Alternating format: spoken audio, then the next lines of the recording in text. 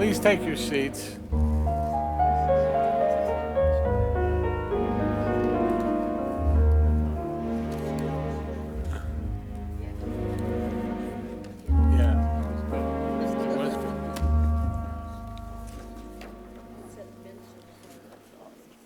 I want to welcome you all to the September 3rd, 2019 City Council meeting.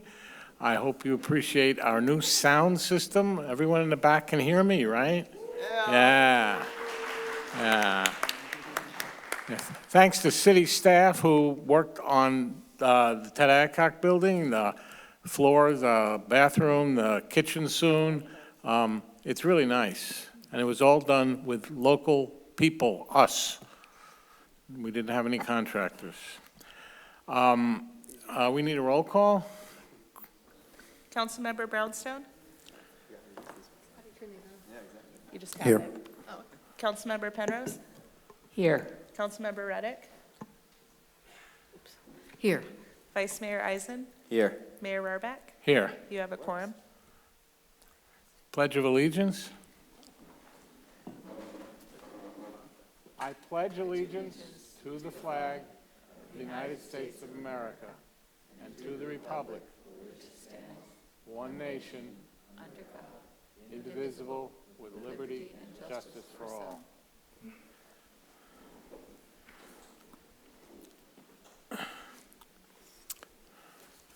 I have one speaker card for public forum. If anybody else has anything to say that's not on the agenda, please fill out one of these blue cards and give it to Jessica. Crystalline?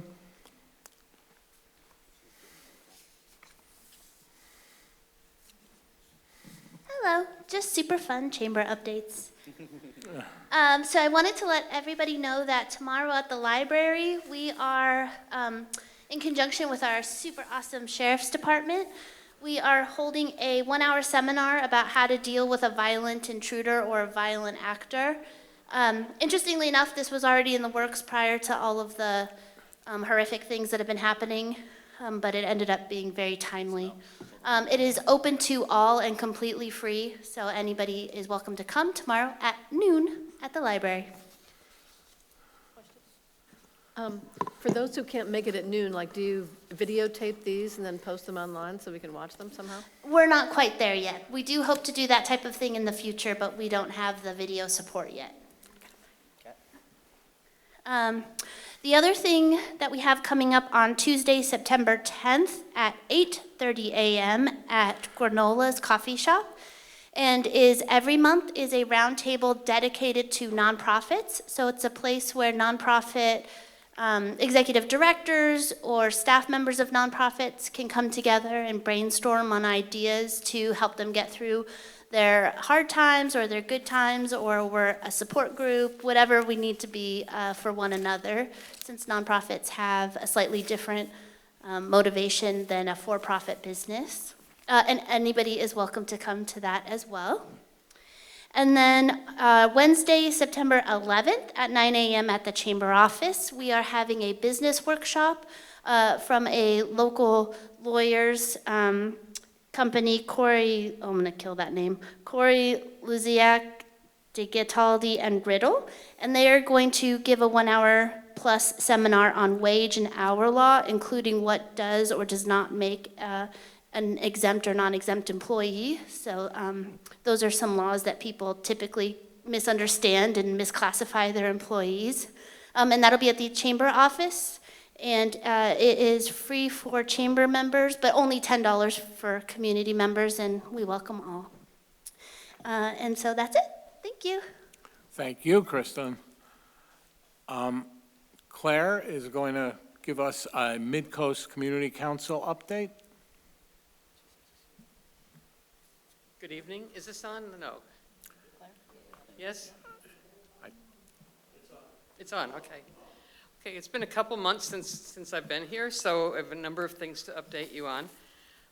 We went ahead and had a retreat in the middle of the year because when we started the year, we had 2 brand new people and we've added another person out of 7 of us. So we took the time to look about our communication and our priorities and how we were all working together. And I think it went really well, and I think it's going to pay off. Also, what's paying off is some of the contacts that we made at the beginning of the year, mostly around the tunnel closure emergency / marathon, are actually starting to pay off now with other things that have come up. We did participate in the National Night Out. That's the first time the Mid-Coast has participated in that. We coordinated with Heather Peters in Half Moon Bay. And we had about 100 people involved at 4 different parties, which is really a good start, I think. We also have been involved with controversy around the Montara Mountain. SFPUC closed off the major peak that people like to hike up to. It's been a complicated situation. There's San Francisco, San Mateo County, federal government, and state government all involved in this. So we've just tried to encourage people to talk with each other and work something out so that people are not as bereft as they are. The other thing that's come up recently is there suddenly appeared a crosswalk in the middle of Moss Beach across Highway 1 with no planning, no notice to the community, no engineering report apparently. The MCC has been advocating for a crossing at Moss Beach for about 25 years because there's people on both sides of the highway that need to get across, and it's a 50-mile-an-hour speed limit. So we've used some of our contacts that we developed with CHP earlier in the year, and they're working on making it safer. We still don't know why it happened. So that's a work in progress. But it was pretty shocking when it happened. What we're working on for the upcoming meetings include a presentation about home pickup of compost, which doesn't occur in the Mid-Coast currently and probably won't right away either. But we want to at least get people thinking about it for when the next contracts come up. There's also a request from the Coastal Conservancy about some improvements on the Montara Beach. And also, we have a business climate update with the Chamber of Commerce coming up and some more issues about the Coastal Trail and Highway 1. So we're pretty busy. Any questions? Any questions? Thank you. Okay. You have a question? Well, I got one. We have a question. So I've been hearing quite a bit from people, and I've been talking with the city manager about this, about the Montara piece up top with the butterflies and that whole scene. Yeah, and that's what you were talking about Right. earlier. And where do you? I'm appreciative that you got involved in that. Where do we currently stand with that, just so I can help report out? Because we've been working on our own kind of way to report that out to our constituents as well. Well, just for background, there's apparently a rainfall prediction monitoring station on the North Peak, which has been there for a long time, and the SFPUC wanted to just upgrade it. And there apparently was an old fence there that wasn't maintained, but people just hiked up there anyway. Nothing bad happened as far as I know. But when they went up to do an environmental study before they upgraded their equipment, they noticed that there were habitat there that would support endangered butterflies, so they immediately put up a fence to keep everyone out. And from what I understand, the plan now is to pave that all over with concrete, which seems not really too sensible. I don't know that there's a governmentally organized group that's working on this. There's some people who I think you met the other night, and who are privately working on this and basically lobbying the various agencies involved to see if some kind of trade-off can be made at some point. It did go before the San Mateo County Planning Commission last week. It was an advisory vote that the PUC wanted to say that this plan was in congruence with the San Mateo County general plan, and the Planning Commission told them it was not in compliance. So that's where things stand at the moment. Okay, good. So one of the things we were talking about, I'm sure this is probably all in conjunction, was maybe if it didn't work out up top, was to possibly get other pieces as a trade out, possibly, because there's a lot of bike trail that is inaccessible. That's one of the thoughts, and any place that you feel would be appropriate to put some influence, that would be a good thing to think about. But I can't tell you exactly where. No worries. Mr. Mayor and Councilmember Eisen, if I may just add to that. So yeah, coincidentally, I was at the Mid-Coast meeting that night on a different item. I was there just on behalf of the mayor to give an update, as Claire does here, and then I waited around for that item because I knew that the vice mayor had some interest in it, and I personally had some interest in it as well. And one of your constituents was there, and I did exchange business cards with him, and he had had some success in rallying some people and trying to get to the right people at SFPUC. And so I'm in contact with him, and we're just going to keep going kind of on that. I think it's one of those things where SFPUC is obviously a very big bureaucratic organization, but if enough people get to the right people, I think there are some possibilities. And so the idea was floated at the meeting that, you know, if the top is just off limits, at least try to use that as a way to maybe get something else out of them. They do have precedents for allowing public access to their land, so it wouldn't be like this is something new. And so, but they have to be pushed. They are in the water business, and public access is not their primary thing. So it does take people pushing and pushing and pushing, and I think that's what's going on here, and I think it's the right approach. And it was good that the county made the finding that it was not consistent with their general plan. That was positive as well. And we have sent communications to the SFPUC and to Golden Gate National Recreation Area and to our local representatives. So that's where it stands at the moment. Awesome, thank you. Claire, where is this crosswalk in Moss Beach, and does it have the flashing, blinking lights or anything except? It's at Virginia, and when they put it up, it had nothing. It was just there in the middle of the road. It doesn't connect to the sides of the road or anything. It's just there. And so we were in touch with Caltrans. They said, oh my God, because the people we talked to had no idea this was happening. They brought out some portable signs with some flashing lights, and they said they were going to see if there was any underground electricity anywhere they might be able to use, because they obviously hadn't looked at it. So I think right now we're waiting for them to decide what kind of signage they're going to put up, and there will be at least some flashing lights, but it's a work in progress. Thank you. Go ahead. Just one quick, so Caltrans is definitely responsible for Oh, they putting up- definitely did it. Okay, great. Thanks. One of the big questions is, why did they do it? And we're trying to look into that, too. We've wanted them to do something like this forever, but with no median refuge and with 50 mile an hour speed limit, it's still pretty unsafe. Thank you, Claire. We clearly have an interest in what's going on in the Mid-Coast. We come now to mayor's announcements of community activities and community service. I have two items. One is you probably received the Coastside Wave, which is a new publication that's going to come out quarterly from the city of Half Moon Bay, but is going to be distributed everywhere in the coastside from Pescadero to Montera.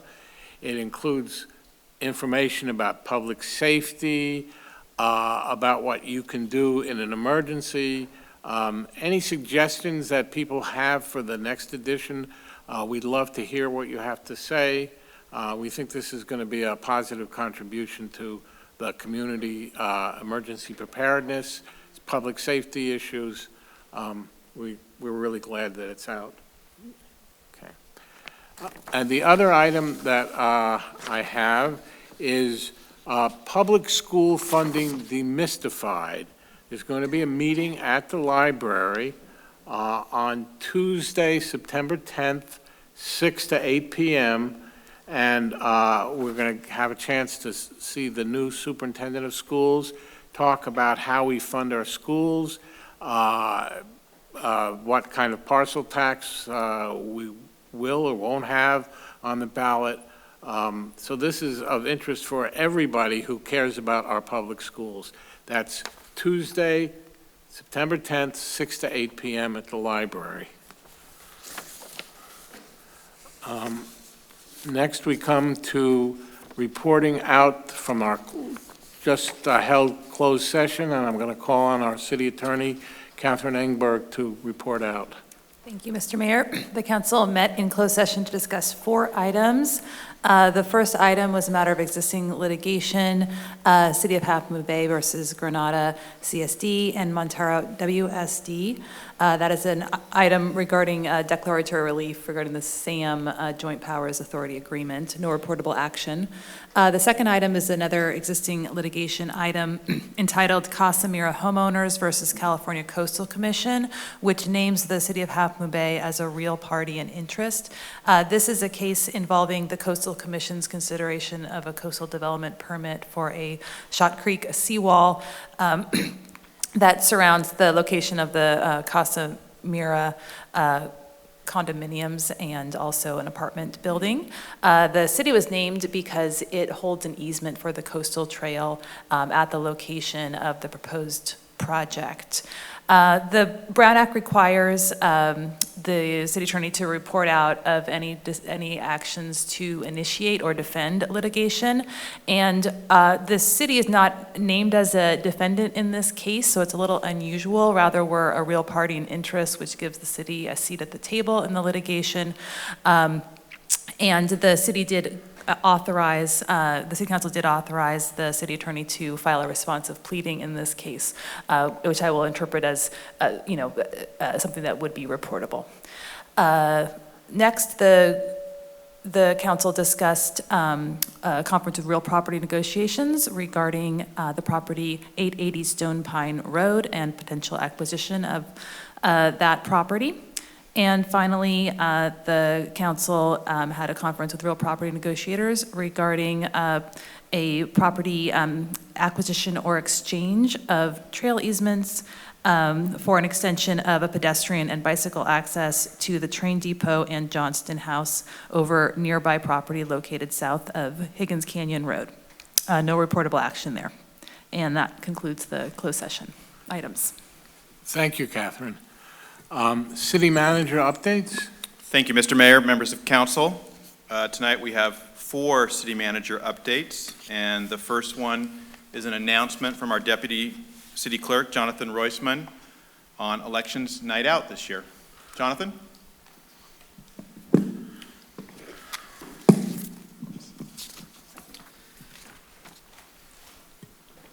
Good evening, City Council, members of the public. I'm going to turn this on. We're excited to announce our second annual Elections Night Out event on Tuesday, September 24th. Last year we had 75 in attendance, and we're hoping for even more this year. At the event, you're going to be able to register to vote or pre-register to vote if you're 16 or 17. And this event is aimed particularly at people who are in the 16 and 17-year-old range, but everyone is welcome. And if you're not registered to vote, we highly encourage you to attend. There's going to be food, live music, a raffle. We're still looking for local live musicians, so if anyone knows anyone, please get the word out. We'd love to have them.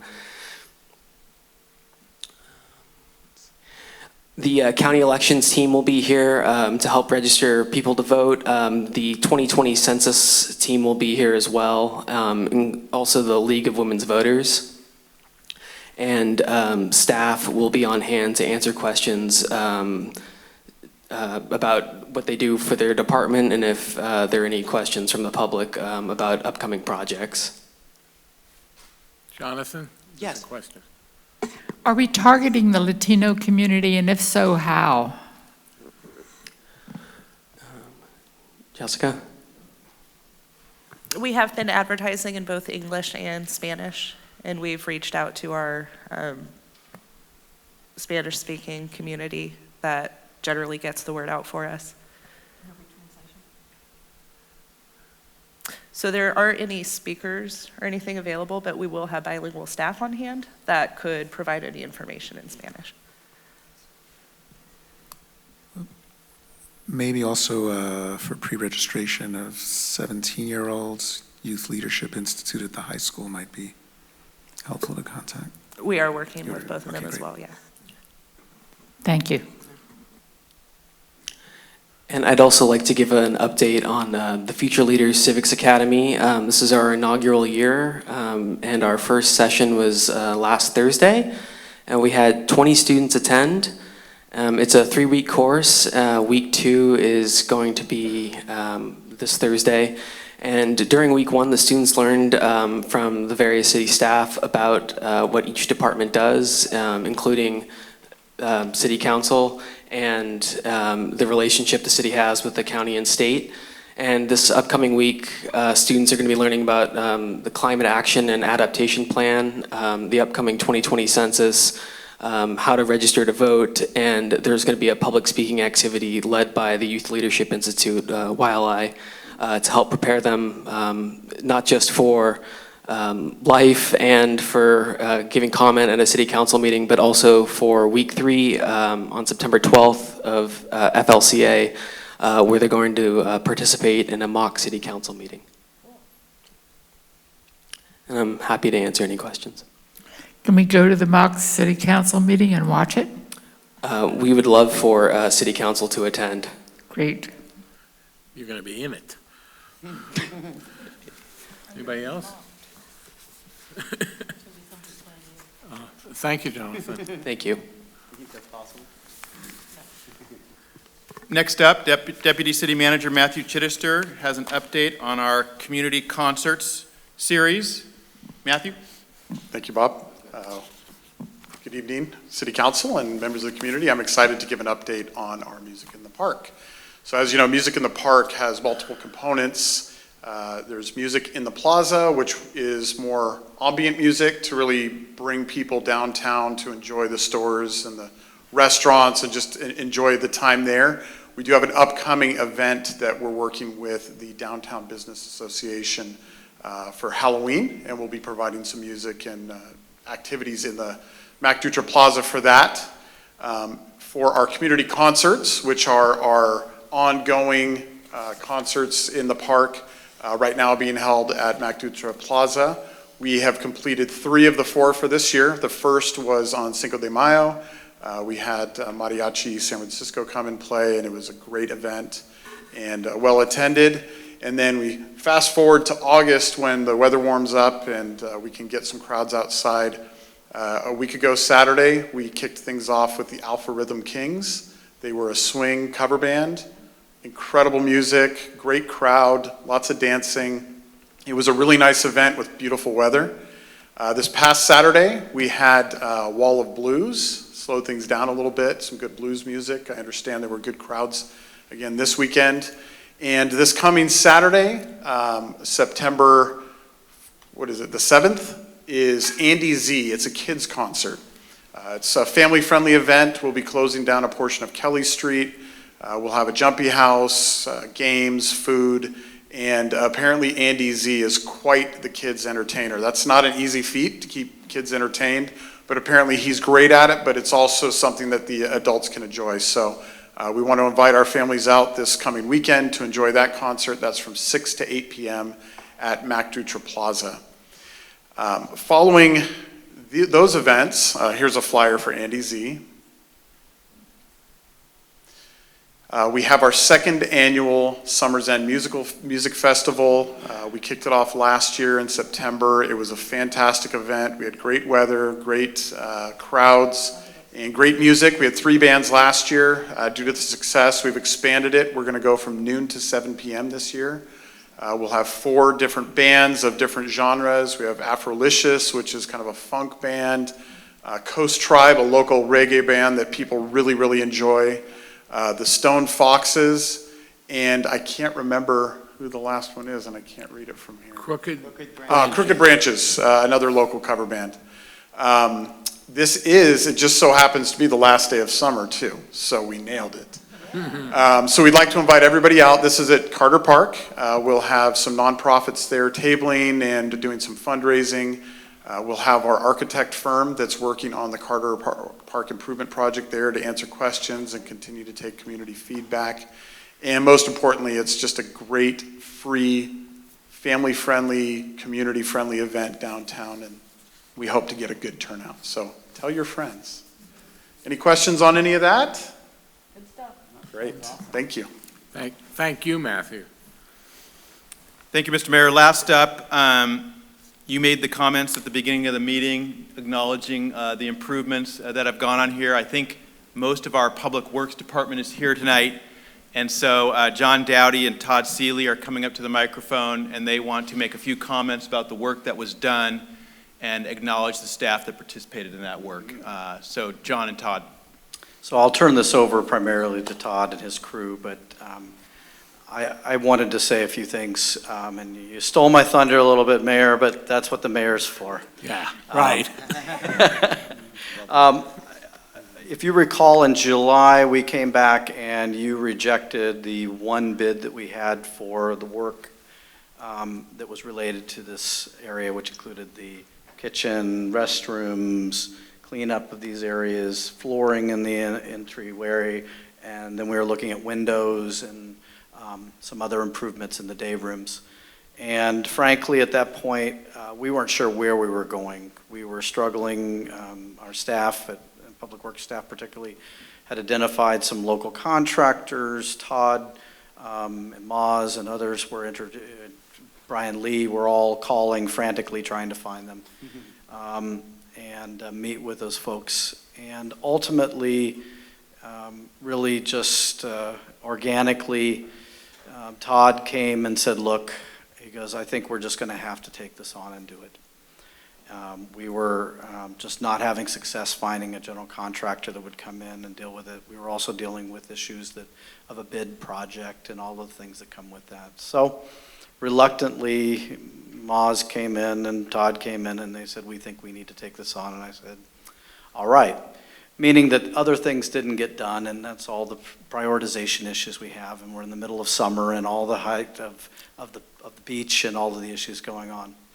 That being said, they came in, the guys here, and Todd can introduce all of the gents here, and did a bang-up job. Now, the kitchen, if you've been in there, it's stripped, it's ready to go. The door that used to be there is no more.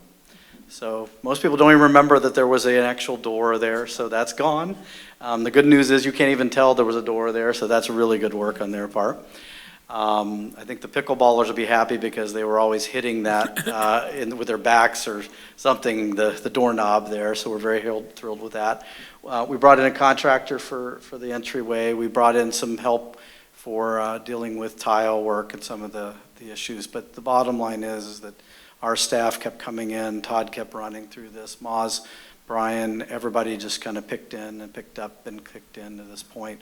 And we are where we are. We were able to open last weekend for a rental quinceañera event, so they jammed on all of that last week to get that done so we could reopen. So I just want to thank Todd in particular, Moz, Brian, and then I'll let him thank the rest of the crew who are here. And I'm really thrilled that they're here. First time we've been able to get out, and it's like a Half Moon Bay High reunion here with these guys. So welcome them aboard. Thanks. Thank you, John. City Council, it's an honor to be here tonight. So John pretty much went over the nuts and bolts of it. This is what the restrooms look like when we started. And if you guys have had a chance to go in there this evening, it obviously looks a lot different. This came about because of some bid work that just came back, basically double the engineer's estimate, and it was not feasible for the city to undertake that work at that cost. We did have many rounds of discussions about how we were going to get this done with the community center being closed. And I have to give credit to my staff. They were the ones that raised their hands and said, we can do it. So we tackled the work and we actually made the deadline, and we are very excited about all of that. I'd like to ask my guys if they could stand up. I want to publicly recognize them at this meeting. Okay, they don't want to stand up, so I'm going to recognize them anyway. They have to stand up. All right, thank you, gentlemen, thank you. So,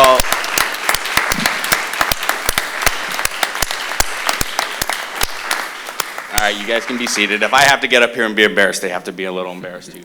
I'll give Kevin Frink and Rob Eastman were the two heavy hitters on the project. They were here. And Michael Pedalino, Nate Carvalho, Armando Munguia, and Jonathan Perez all worked significant numbers of hours to get this done. When I'm saying they worked day and night to get this done, they literally worked day and night to get this done. So I'm here just to express my gratitude for them.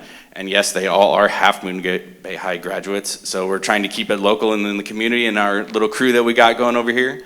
And I'm grateful to have them as a crew, and I'm grateful that they're here to serve the city. Any questions? Thank you. Can I just say,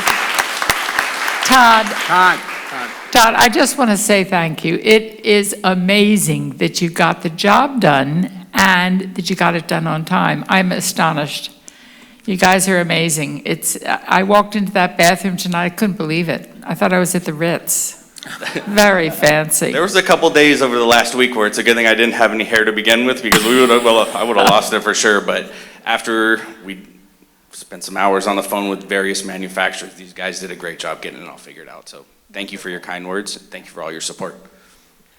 Yeah, I don't know if it was a separate project or not, but 2 or 3 Saturdays in a row coming to the farmer's market, I observed the team doing landscaping work and removing weeds and brush, and they were working really hard. Oh, no, absolutely. We even got a couple trees removed, some dead trees removed on the side. Yeah. They've been going gangbusters with the landscape work as well. The windows on the south side are gonna be done soon too, so we're really looking forward to getting a lot more done here for the community and for the council. Good job. All right, thank you. Thank you, Todd. On the consent calendar, are there any items that somebody wishes to pull? Then may I have a motion?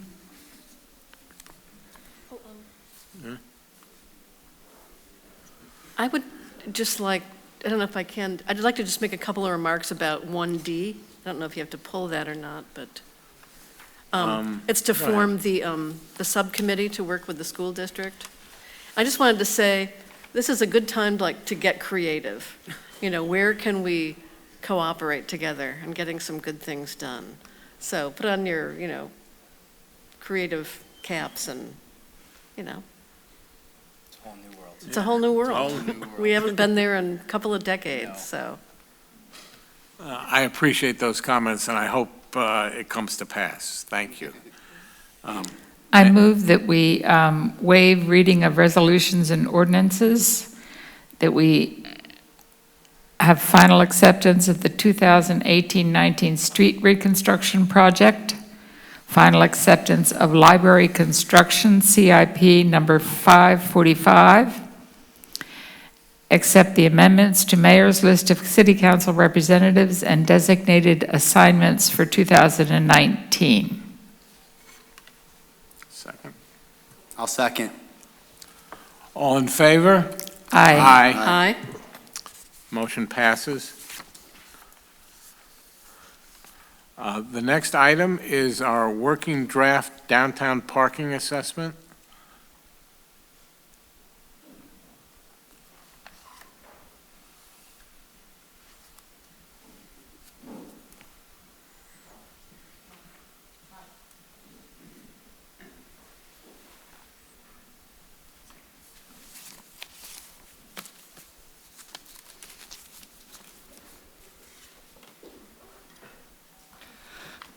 Thank you, Mr. Mayor, members of the council. I'm Oswald Zerginia, city engineer. I'm here with Ryan Anderson, our public works intern.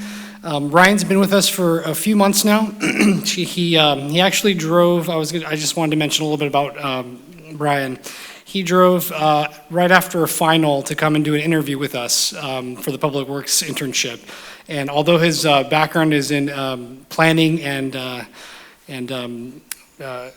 zoning, he was happy to jump into the public works team and really start looking at some of our implementation projects. So we were happy to have him on board, and I'm going to let him go through the presentation tonight, and I think you guys will be just as impressed as I was with the work. So with that, I'll turn it to Ryan.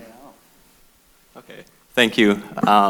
So this project was something that me and a intern for the city manager's office started, and it began as simply an assessment of parking for the upcoming Carter Park redesign, but since then it's expanded to include the entire downtown area to get an accurate assessment of how much parking is available within Half Moon Bay. So just an overview for this presentation, I'm just going to start and describe why a downtown parking assessment is important for understanding our parking resources within the area. And then I'll go in depth on our method for collecting this data. And then I'll finish up by showing the actual parking availability in the downtown and the takeaways from this assessment. So an analysis of the parking within a downtown is important to understand where the city has parking available and when and where it's being utilized, especially during peak times for a downtown, to understand how much is readily available at any given time. And also it's important for future city projects that may demand a certain amount of parking. So our method for collecting this data was, first we started counting parking spaces at the block level within a designated area in downtown, just to get a total number of parking spaces. And then we went through at various times throughout the week that we designated as popular times where there'd be a lot of traffic downtown, and analyzed the amount of parking occupancy. So for these times, we decided that Monday and Friday at noon would be a good time to assess this to account for the lunch rush downtown, as well as Friday at 7 p.m. to account for people getting off of work and people returning to Half Moon Bay. And then also during Saturday at noon, which would be a peak time, especially during summer as people are coming out to the coast. And then we took these numbers of occupancy and we wanted to find a percentage per street in which these blocks were occupied, and we wanted to present it in the form of graphic maps and charts to show the occupancy at these various times. So the area we decided as the important section of downtown is bordered by the Main Street Bridge to the north and extends all the way down to Correa Street, the south. And we want to include a few key parking lots, including the library, the high school, as well as Shoreline Shopping Center, the community center, the post office, and Stone Pine Office Park. This map here just shows the amount of time, or the time limits for the parking within the downtown area. You can kind of see that all along Main Street and all the adjacent blocks, it's all limited to 2 hours. But anywhere beyond that, it's 12 hours more on Prisma and Johnston Street, and then beyond that, it's unrestricted parking. Oh, yes, and then also, you can kind of see near the library and the high school, there's also sections with very limited time parking with 30 minutes or 15 minutes. So this is the data that we collected for the streets in the downtown area. You can see that in total there's over 600 parking spaces available, which is a very hefty amount. From this we can see that the most populated time for the downtown parking is Saturday afternoon, where it's maxed out at 77%. Looking at the streets downtown, we can see that consistently Main Street and Mill Street are the most occupied.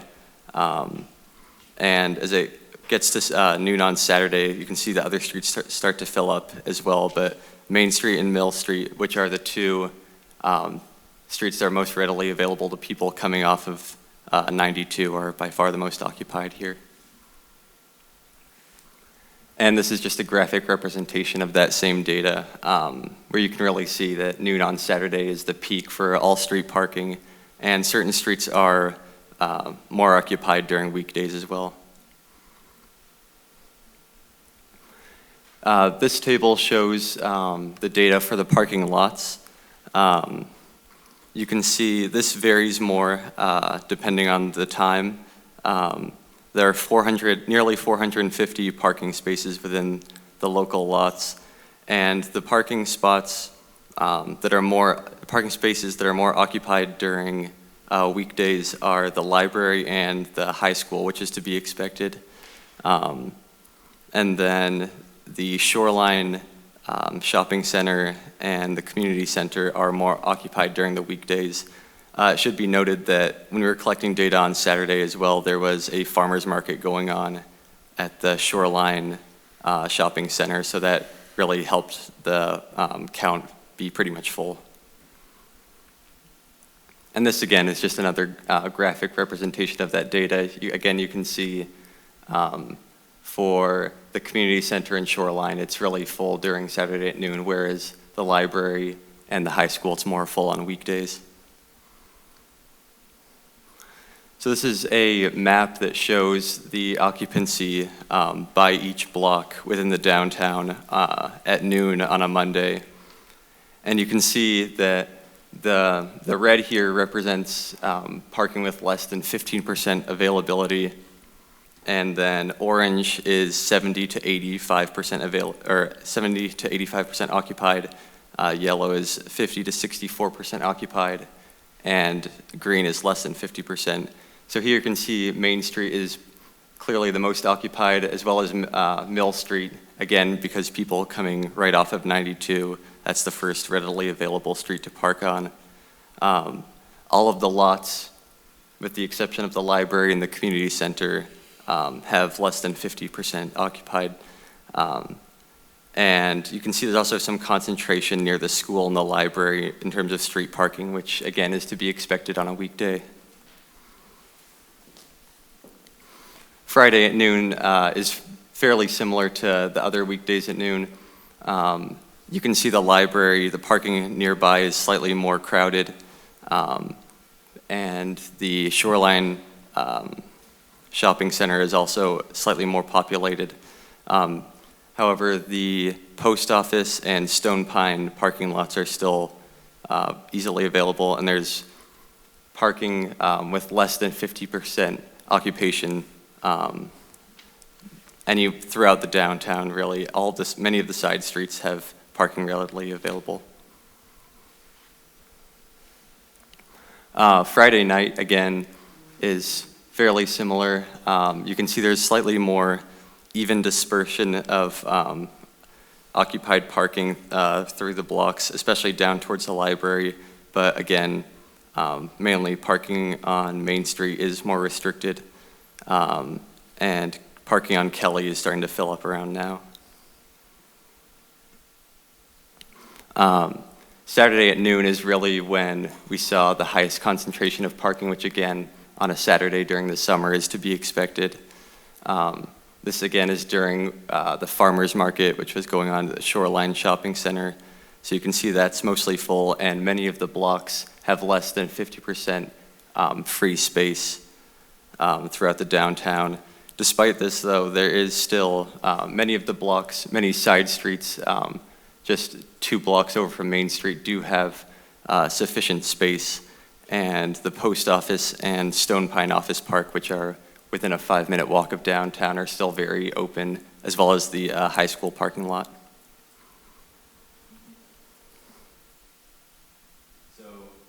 So these charts show the percent parking by each street. So on here you can see the concentration at the various times for each street.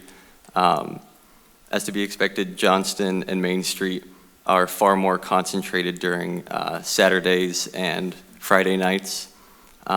Church Street only really has is occupied more than 50% on Saturday at noon, whereas the rest of the week it's not occupied at all.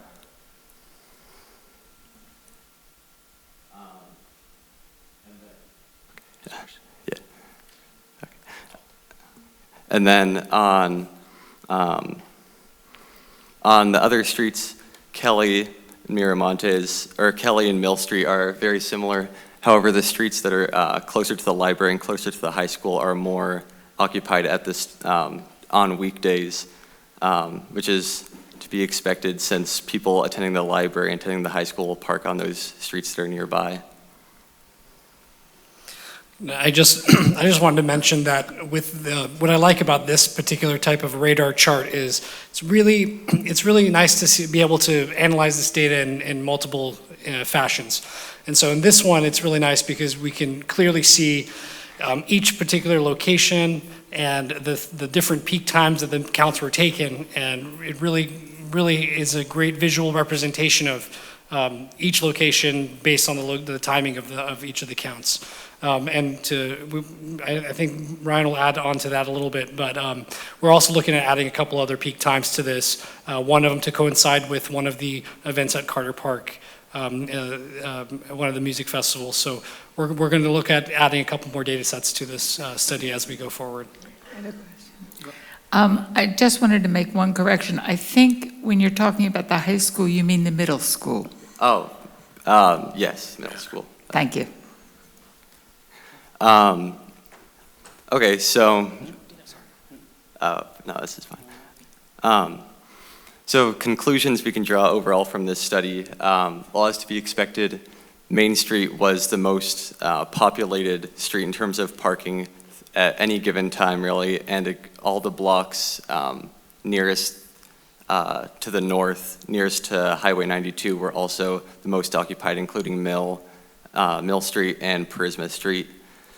However, despite even at the peak times of Saturday at noon, there was always parking available within close proximity to Main Street and any location downtown.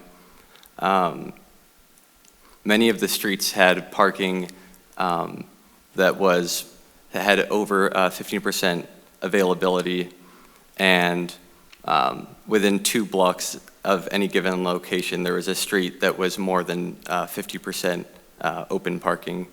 And as Maz mentioned, there's going to be further data collected to account for occupancy during the middle school's dismissal and during events at Carter Park to provide a more holistic view of parking and how it changes at these various times, because we think that these are also important peak times that we weren't able to collect during the summer, but we'll hopefully be able to collect soon. So it's an ongoing study, but this is what we have so far.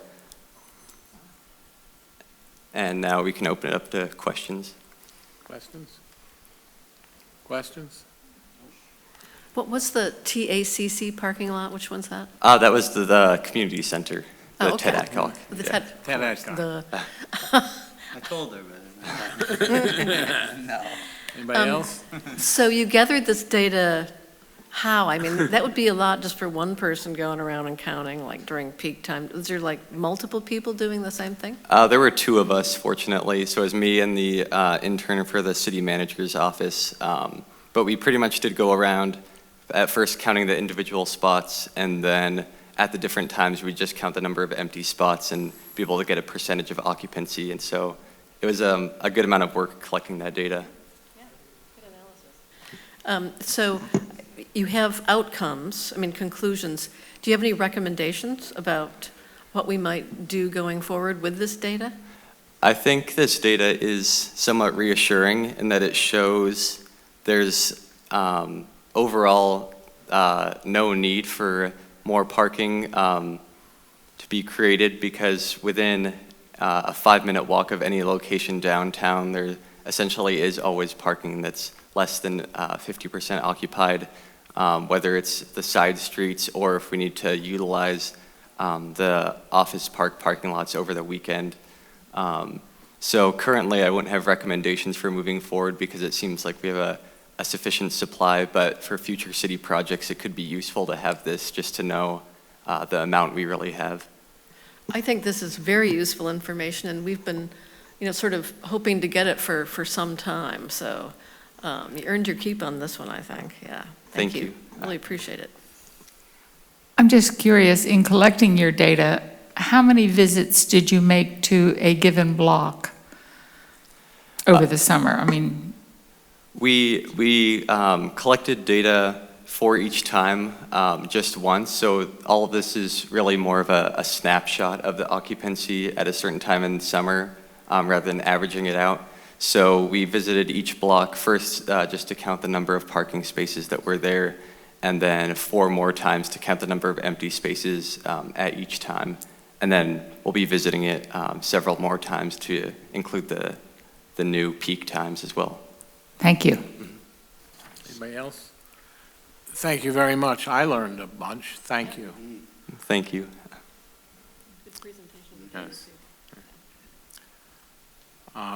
Now we're going to hear about 2019 Measure D status update.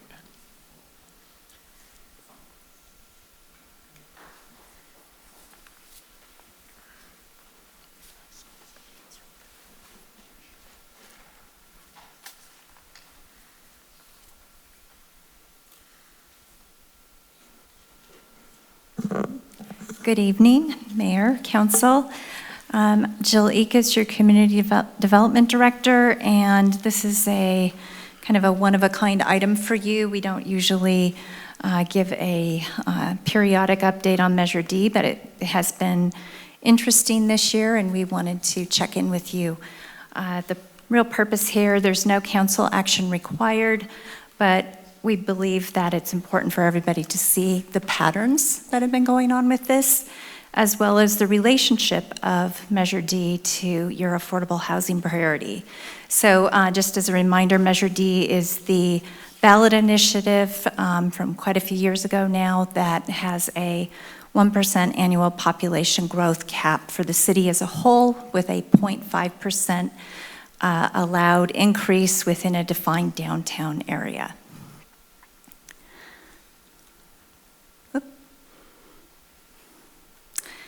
So I'm sorry, I'm having trouble getting, there we go. So back in December of each year, Council approves the Measure D allocations for the forthcoming calendar year.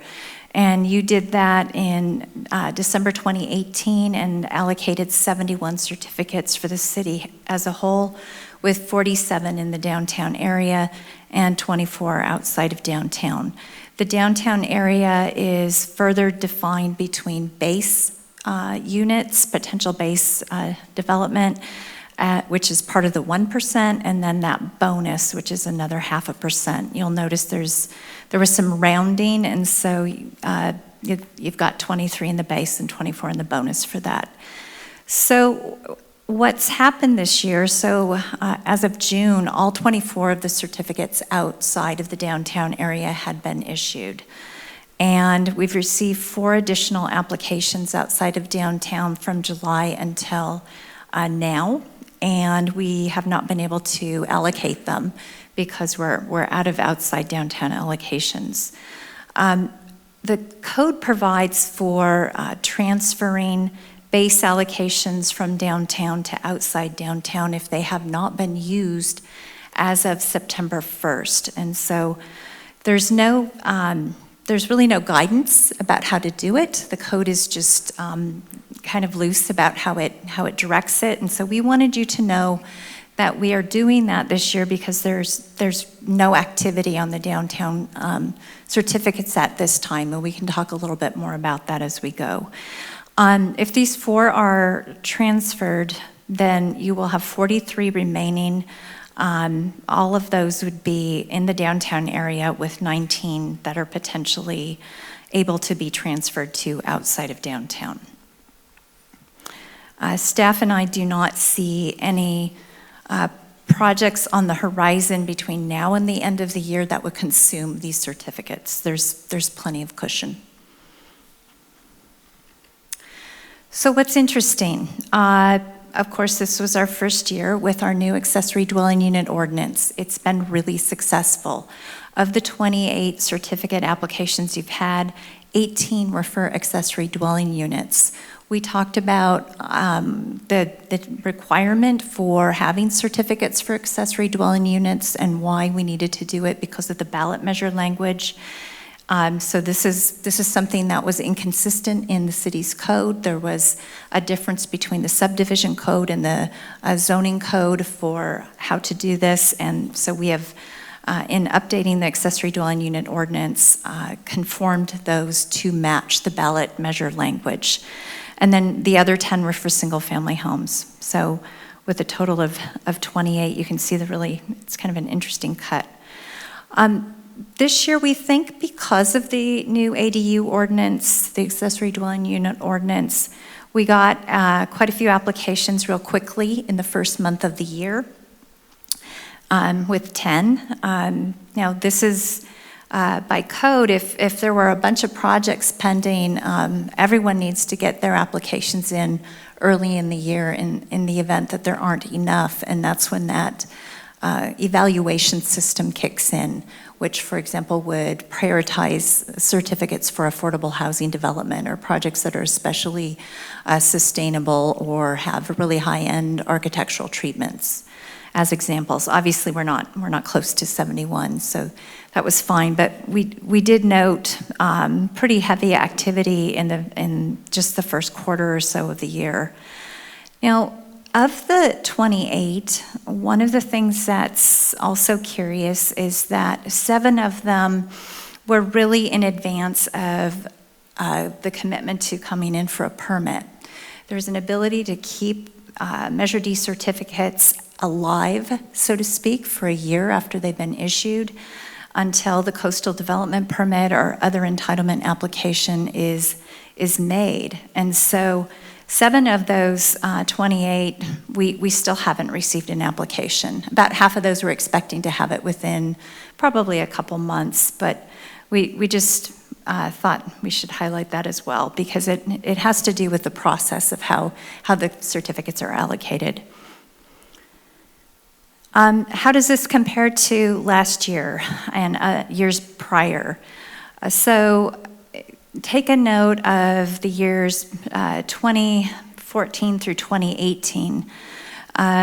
They're on the order of about 20 certificates per year, noting that we were typically having 3 accessory dwelling units per year over the last 2 or 3 years, where certificates were not being issued at that time. So 2018 would have been 25 certificates, and right now we're at 28. So it gives you a sense of how the ADUs have bumped it up a little bit, but it's not way out of whack in terms of number of units, but it's definitely different in terms of the proportion of the types of units. Now, we'll have a lot more information for you at the end of the year when you allocate again for 2020, so you'll see some more data like that at that time. We've had a number of conversations about this over the year when we talk about affordable housing and other related matters, and so that's why I wanted to bring this to you tonight, because there's some interest in terms of where you might want us to be looking for modifying or improving the allocation system. There's only so much you can do about it because the ballot measure can't be wavered from in terms of the 1% growth limit and the 0.5% potential increase in the defined downtown area. In fact, the area that's defined for downtown is mapped in the code and in the ballot measure. It is the old redevelopment area, and we really can't change that either. We actually looked into that as well. So we noted, well, obviously I already noted that this transferring from of downtown base units to outside of the downtown is something of note. We thought you'd want to be aware of that and maybe provide some guidance on that. The approval of downtown bonus units, speakers have come to your meetings in the past and said that those are actually not required to be approved when you're allocating your Measure D certificates each year. We assume that you want them, but anyway, that's another piece of it. The sequence of certificate issuance and permit application, the code is set up, and this is part of your local coastal program, so this is Coastal Commission certified code, is that the Measure D certificate must be in hand before the application can come in for the coastal development permit or a building permit.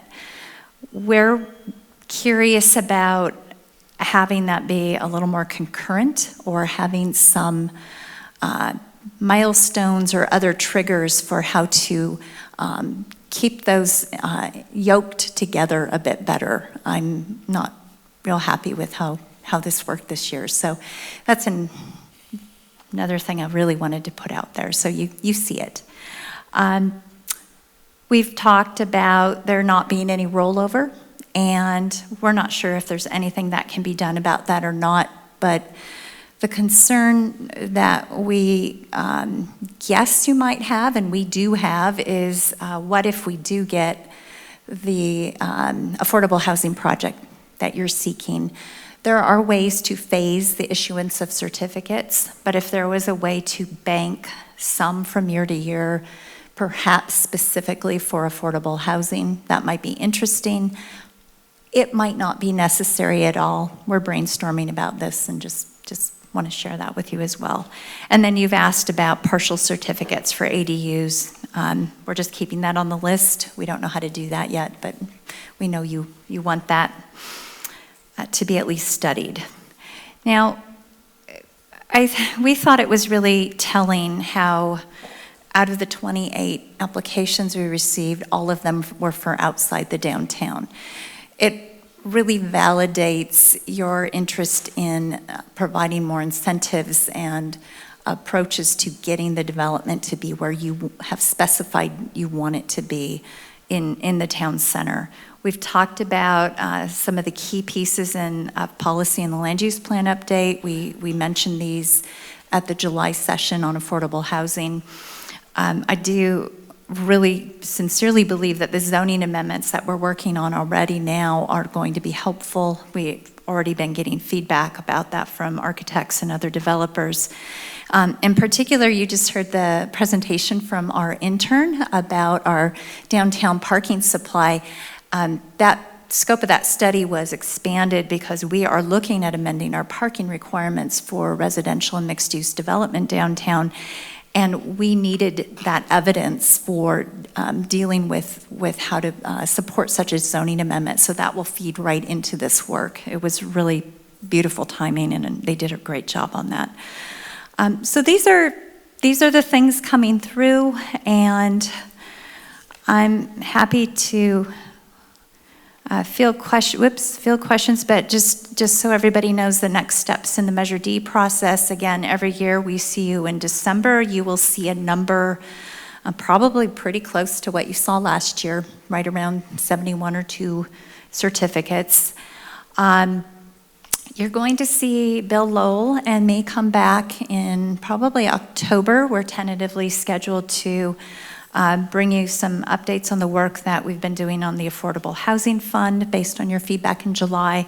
And I've been working on the rental housing measures. I've actually had a good meeting with the Apartment Association folks.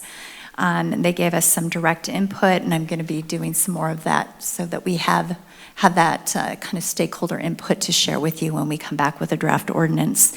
And then, of course, every year, the Housing Element Annual Report is due to the State Department of Housing and Community Development on April 1st.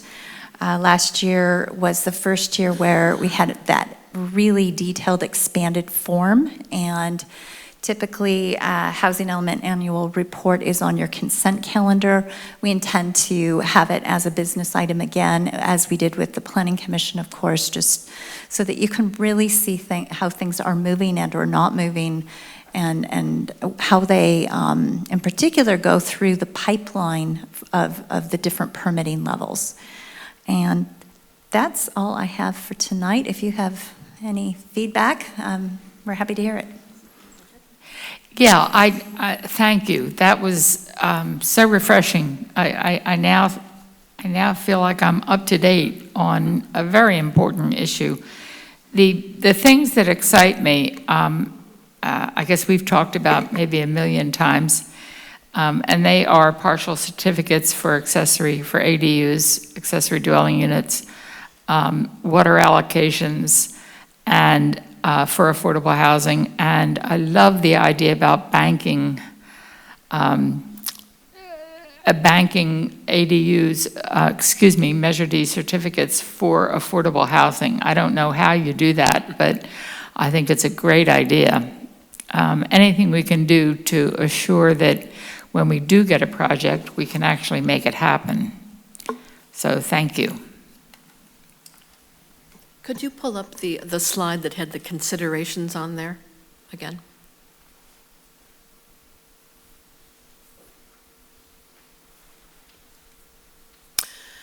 So when between now and December will we get a chance to weigh in on those, or do you want direction tonight?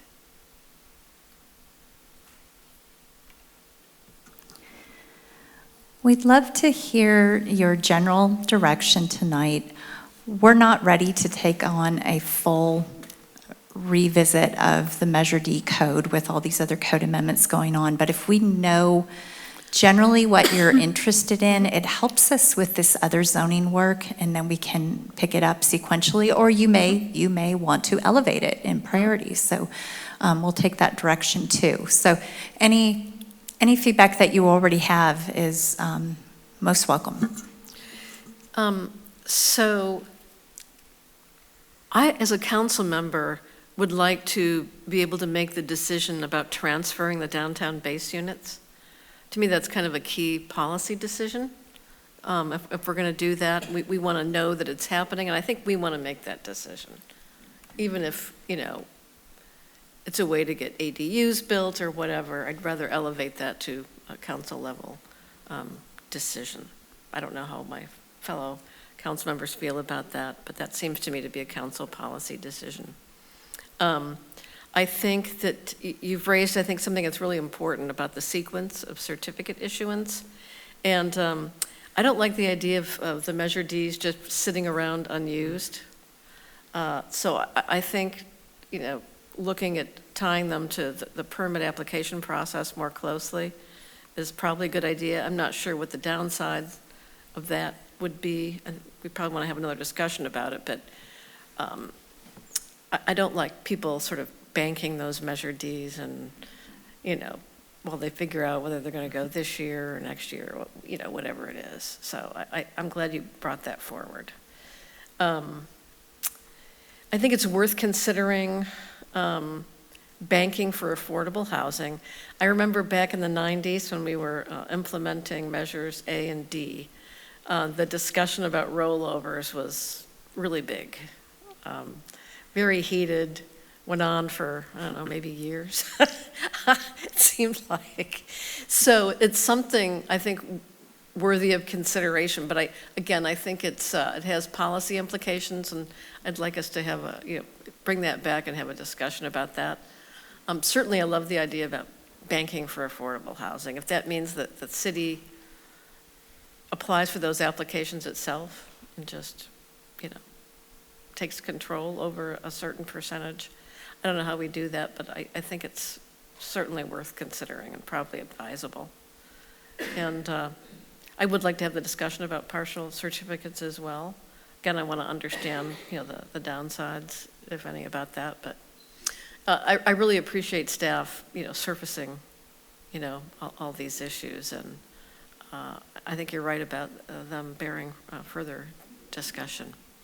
But the one thing I feel most strongly about is the transfer of the downtown base units. So. You want to say something? So if I'm understanding Councilperson Ruddick's thoughts right now, is we would probably need we would welcome more staff input on upsides and downsides of these. So then we can, let's say, within the next 6 weeks, perhaps? Does that sound reasonable or less? Too much? Look at Jill's face. Yeah, I just wondering. Well, if we're going to be making these decisions December. Yeah, so like 2 months, maybe 2.5. You tell us, but something that gives us enough time to have conversation about it over a couple of sessions.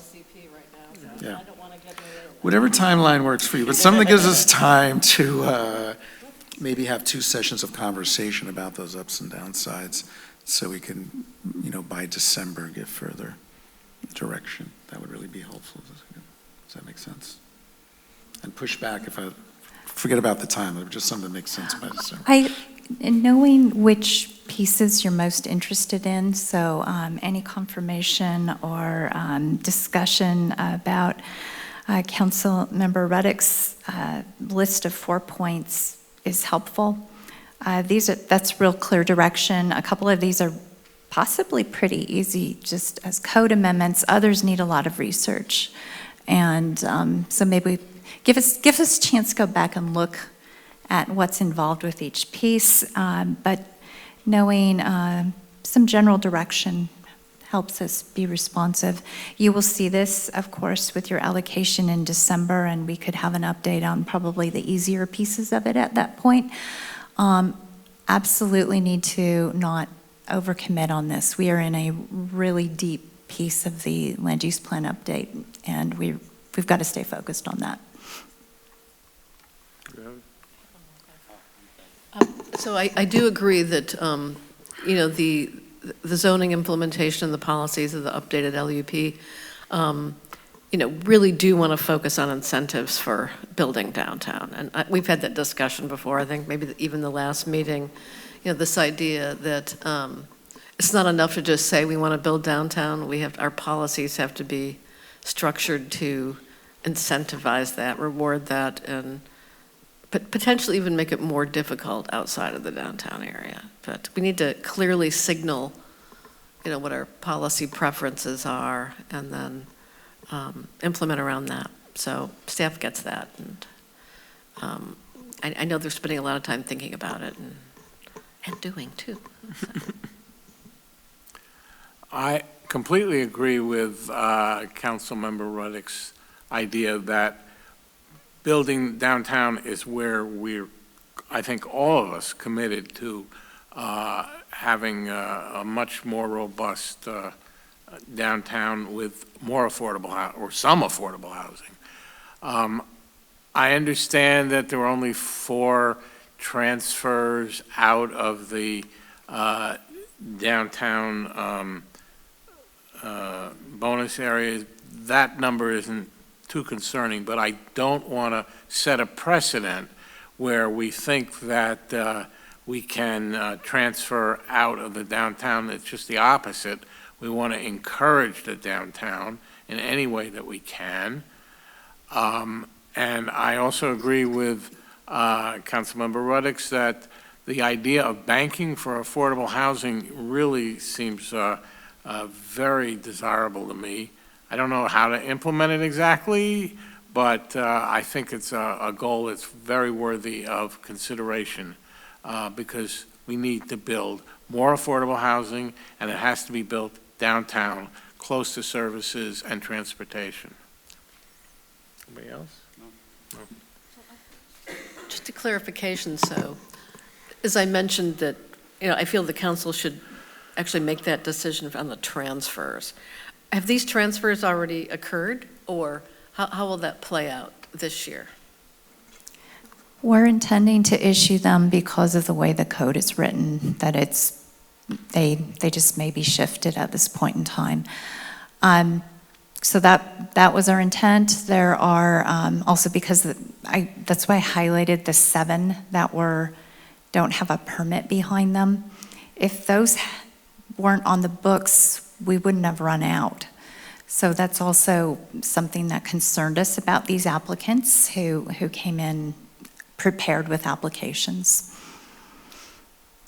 So the language does say may. It does. So that's why, you know, given a preference, I think the council should make that call. And I would rather not, you know, have that precedent set, having staff do that even this time. I don't know if that's possible, but if it's a resolution that has to come back, I think we should be making that decision. I don't know if we have to change an ordinance to effectuate that, but I'm not sure. I'm going to need to confer with the city attorney. One of our concerns is that we have announced this in public, that this was going to be happening. I think we mentioned it to you, so we haven't we weren't prepared with an ordinance amendment. I wonder if you could make a statement about this year, and only this year, because we didn't have anything in place. Otherwise, I can work with the city attorney on what we should do. What it would mean if they weren't able to transfer them this year is these 4 applicants would have to wait till January, and they'd be first in line. It isn't unheard of, although I think 2 or 3 of them are also ADUs. So that was the other challenge that we had, was this first year where 18 of them were ADUs. It's just a really unusual mix of what we're getting this year. If these are projects that actually have applications in, and their applications are complete, and they're for ADUs, I'd be a little more flexible on it. If it's for single-family homes, not so flexible. I do want to hear from the city attorney about whether any change or change to the ordinance or a new ordinance or resolution is required. That would be helpful, but I just want to make it clear that I'm serious, that I believe this is a council, policy decision to be made. And I don't take it lightly. The fact that it's 4, and if it were for ADUs and complete applications, otherwise if they have to wait till January, that's like 3 months, cry me a river kind of a thing. But yeah, that's kind of where I'm coming down on this one. What is the meaning of the word may in this ordinance? Can someone clarify that? And I'm happy to weigh in, and I would want to study this with Jill, and in order to make a recommendation regarding an ordinance amendment versus something more interpretive. Obviously, this could be read either way. I think staff's read it as may. It may occur. There's no additional information about if it's discretionary by council, what should you be considering if you decide may or may not. There's nothing here really to guide that discretion, so that's another challenge and something we would want to talk about and bring back to you. One thing I wanted to just, for your consideration, in order to not set a precedent tonight, if there is consensus on the council that these 4 may move forward, one thing we could consider, if this would work for Jill's purposes, would be to bring back a consent item, a resolution, at the next meeting to formalize that. Unless that would create any timing issues for Jill's purposes. Well, this sounds to me like primarily, I think this is a task for the city attorney's office. And I think even if we delayed it for 2 weeks or the first meeting in October until we get a handle on that, I'm not treating this cavalierly. I want this to be a council decision. So the idea that I might just go along this time, I don't have enough data to make that decision either. So I think we need to, if my council members will go along with this, I think we need to deal with this, if we can do it in a fairly expeditious way, and not have it be a task that you need to necessarily be heavily involved in. We can work with that. I do want to let you know, just for the record, of the 4 applications that we have. 2 are for accessory dwelling units, and 1 is for a house with an accessory dwelling unit. So all 3 different applications involving 4 units. All 3 applications involve an ADU. Okay. I don't think we lose anything by waiting just a few weeks. I don't know, what say you? Go ahead. Do they have CDPs in already, of the 4? They don't need just permits. Or do they have building permits? Do they have? No, they would need coastal development permits, and 2 of them submitted coastal development permit applications knowing that on the face they would be incomplete because they can't get their ADU certificates. So they were forthright in doing that. And the other one is an ADU, and I have to find out if it was, if it's wholly within, they don't need a coastal development permit, they just need a building permit. So these are, compared to the 7 where we haven't received the applications, these are, look to me to be more committed. Well, I'd like to specifically direct that, maybe the first order of business is to determine, can we do this by resolution? A simple resolution as opposed to some ordinance that needs to be, previewed and noticed in the newspaper and gone through the process. If we can do it by resolution, it seems to me a very quick process. So I'd like us to just delay for a short period of time to get a handle on this. I would agree with that. Yeah, me too. So, Madam, Mr. Mayor, just a point of clarification. So to the city attorney's point that the ordinance is not really clear what criteria the council would use in making this decision based on the word may, what additional information would you like in the packet when we bring those 4 forward? Is it enough to just simply describe the application? There was, it was an ADU for this many square feet. Here's the, the basic information that was included on the application. Is that the kind of information that you would want in front of you to make the decision? Yeah, so it's a whether to approve policy the 4? decision.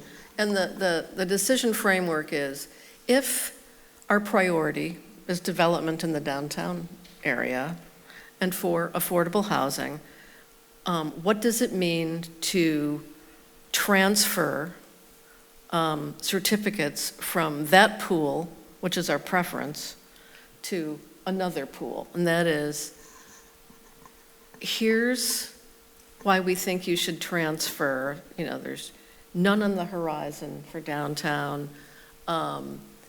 There are X, applications for development for ADUs or single-family homes.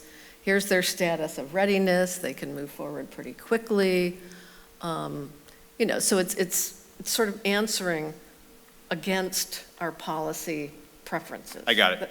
So not only is it the basic information on the merits of the application themselves, but information, a little more information about what's coming forward for any applications in the downtown, so that you have the information in front of you to make an informed decision that, okay, it appears that nothing between now and the end of the year is coming in the downtown, so by making this transfer, we're not taking away the possibility, that kind of information, along with the merits of the application themselves. Is this a good project? It's an ADU, it looks good.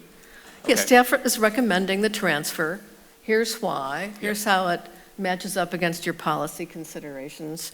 And here's the status of readiness. This is how it would benefit. Or it may be that, we haven't addressed the concurrency issue yet, and we don't think they're going to be coming forward, so maybe we can just hold on them, or maybe we can bank them. Maybe, if they're not ready, maybe we transfer them into our certificate bank for affordable housing. Nobody wants to use them, or, they're still a long way from being able to use them. Let's bank them. That's another possibility. Bank them, use them. With a staff recommendation, here's why, and we do that, by resolution, because I think the code with May is broad enough that we could do this by resolution. This is a council decision. Here's what we're recommending. Here's why you're going to do it or not. And here are the options.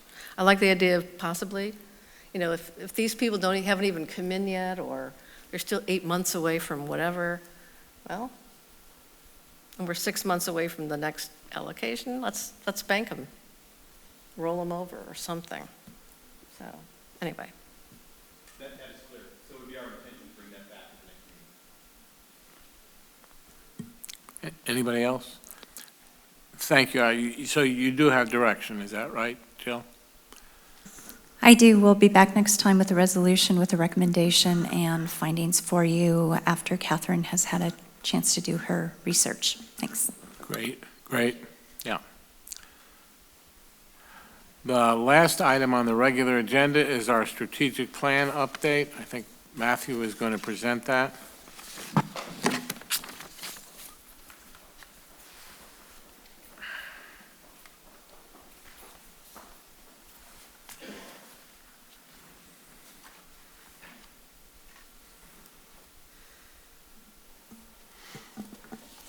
Good evening, council members. It's good to be home, isn't it?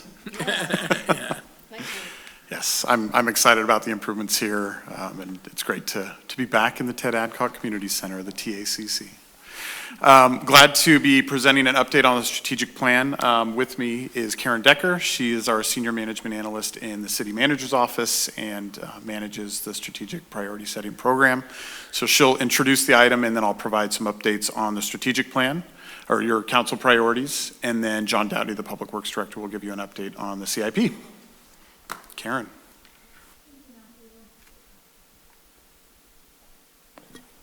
Thank you, Matthew. Good evening, Honorable Mayor, City Council, and members of the community. My name is Karen Decker. I'm a Senior Management Analyst with the City Manager's Office, and my colleagues and I are here to give you the first quarter strategic plan update for fiscal year 1920. So just to ground the discussion, I just wanted to reiterate the three components that comprise our strategic plan. So if you just jump to the bottom of this slide, the first component are the strategic elements. The strategic elements are high-level, long-term objectives based in values and principles that really guide the city's direction, and they serve as, whether staff are working on ongoing projects or council priorities or day-to-day operations, these elements help serve as a guide to make sure that we are doing right by the community by providing a high caliber of service. And we're also doing right by council in terms of keeping in mind long-range, the long-range vision of the city. Another component of the strategic plan is the capital improvement program. This is a list of construction projects within a 5-year window, and John will be providing an update on the CIP, as Matthew mentioned. And then the third point in the strategic plan are, of course, the council priorities.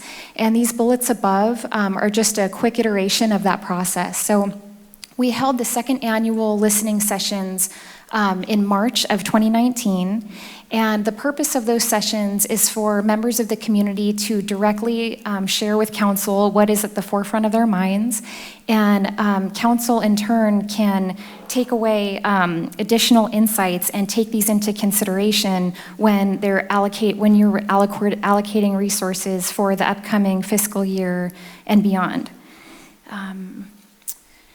Once the final listening session, the fourth one, was conducted, council went right into the priority setting workshop. And that workshop serves a dual purpose. One, it helps to strengthen the collaboration between staff and council to make sure that we are rowing in the same direction as we enter into a new fiscal year.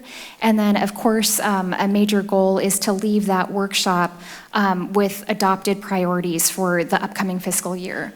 And so once those priorities are identified, in this case there were 5, staff then goes and creates work plans based on those individual priorities. And any member of the public, anybody can access that information on our website. You can go to, under City Council, there's City Council Strategic Plan, and that has our elements that I just mentioned, our council priorities. And if you want a status check or the timing of a particular update, this is where you can get consistent updates. I will say that while the major content is there, we think that we can do better.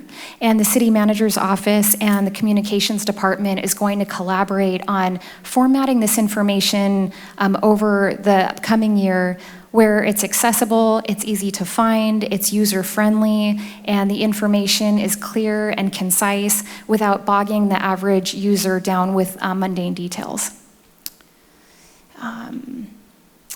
And so with that, I'm going to turn it over to Matthew, who's going to kind of give us a tour through this year's strategic priorities. Thank you, Karen. As you see in front of you, this table is something we've been using to just create a quick snapshot of the priorities and where they're at. Below each of the 5 priorities are listed some specific projects that we'll be working on throughout the year, and these are the projects that we provide the update on and tie to a timeline. And so this is just a quick snapshot. The dark green means that that piece is basically done for this fiscal year. The light green means that we're on track and doing what we need to. If we were having a problem, we'd put it in yellow, and if there's a major issue or it's kind of going sideways on us, we would go to red. So the goal is to keep everything green or yellow, sometimes beyond our control. So the first priority that you selected for this fiscal year obviously is a carryover from the last couple of years, and that is affordable housing. It is really the priority of everything that we do right now, and such an important mission for the city, for nonprofits and service providers, and for the greater community to find ways to house members of our community who can't afford the rising cost of living that we are facing here. So under housing, the first thing we did, of course, in July, there was a study session that community development presented with our housing specialist, Bill Lowell, and it really took on all of the different components of our work plan for this fiscal year to really get guidance and direction for the rest of the fiscal year.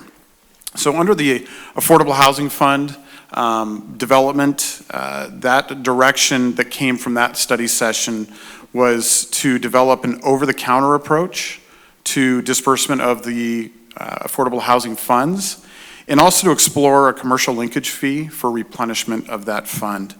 And staff is committed to presenting a plan of that over-the-counter approach, as well as research on the commercial linkage fee in the second quarter of this fiscal year, so that's October through December. So in the next couple of months, you should be seeing an update on that, and hopefully a plan to approve so we can start dispersing some of these funds.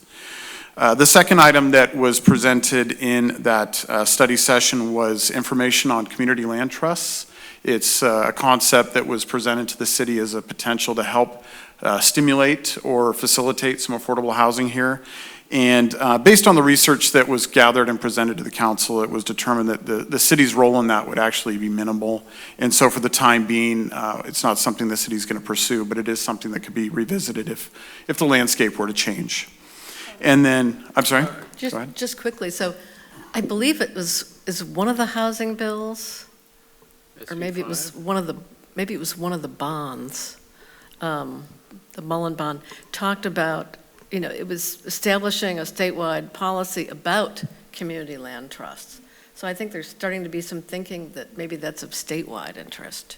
I wish I could remember exactly, where I saw it. And if I think of it, I'll send it along. But I just wanted to note that since you were bringing it up. Sure, and we can obviously take a look at that, and if there's new developments from that, bring it back to you for further discussion. The last item in the work plan for affordable housing had to do with tenant protections. It's something we've been working on for the last year. And based on the conversation in July, the council confirmed that minimum lease terms, enhanced notifications, and mediation were really the key components for our tenant protections here in Half Moon Bay.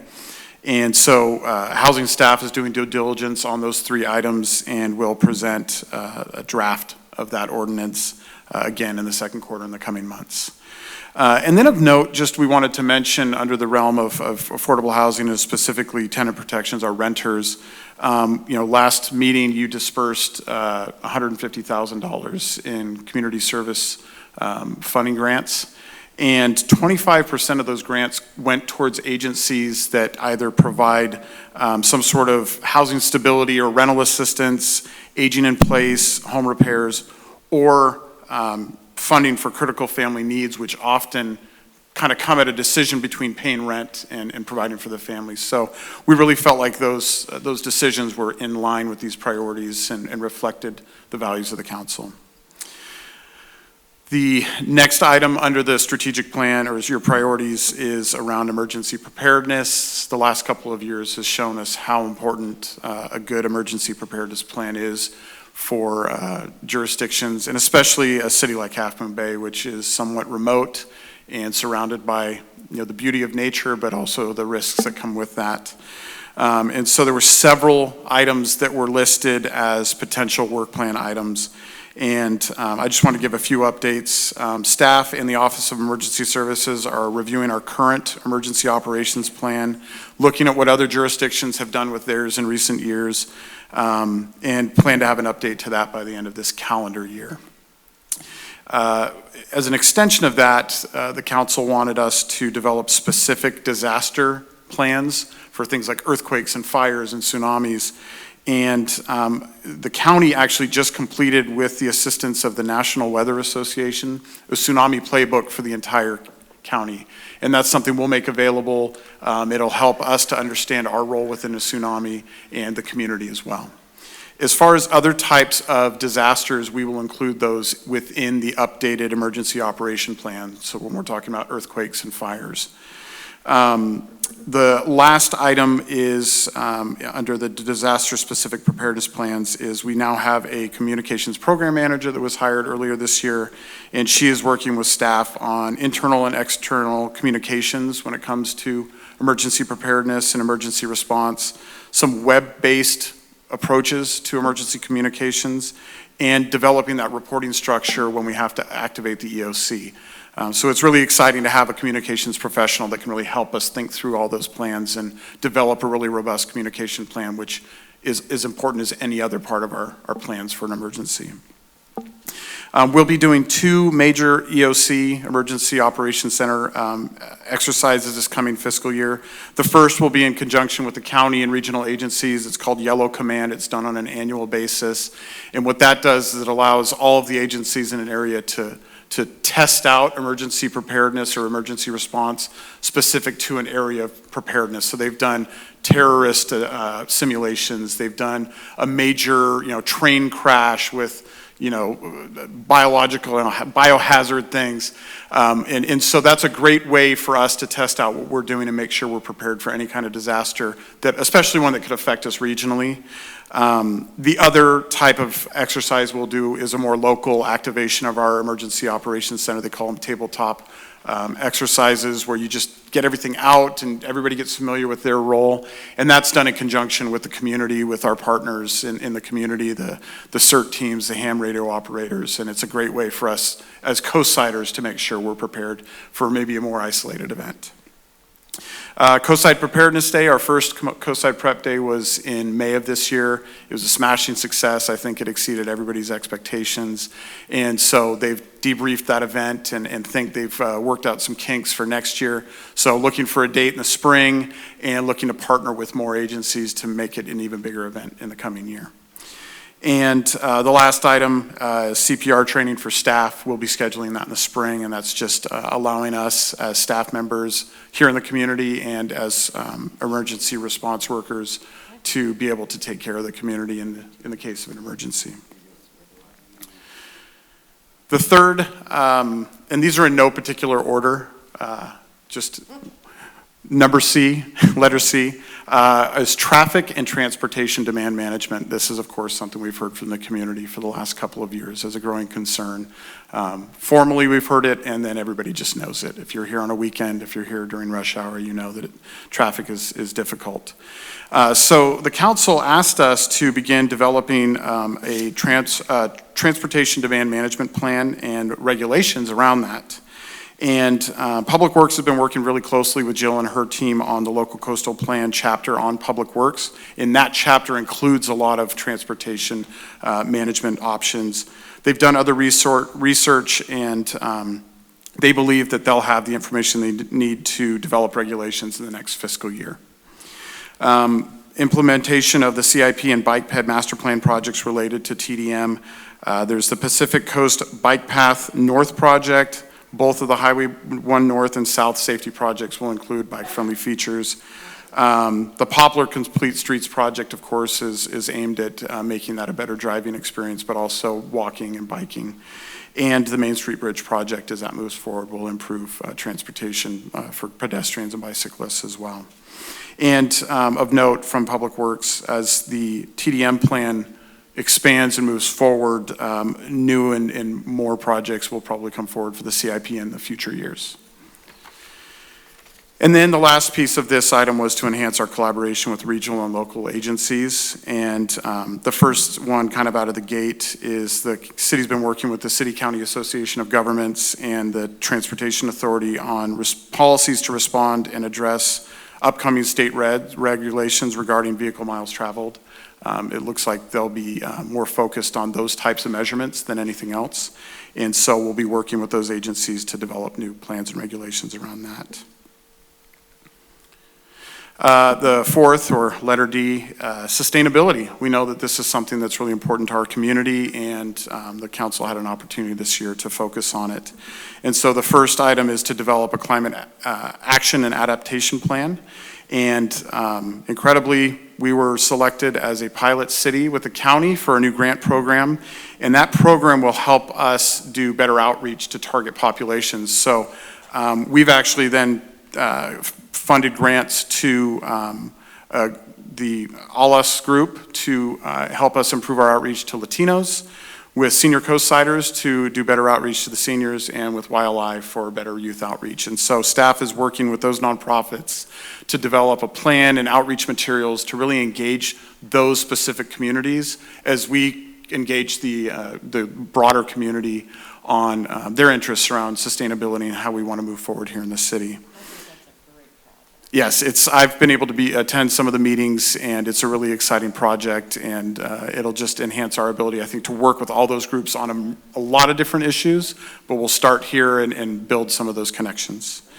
In addition to that, Public Works is recruiting for an analyst now that was approved in the last budget to lead development of the Climate Adaptation and Action Plan, so we'll really have some focused effort around sustainability by staff this coming year.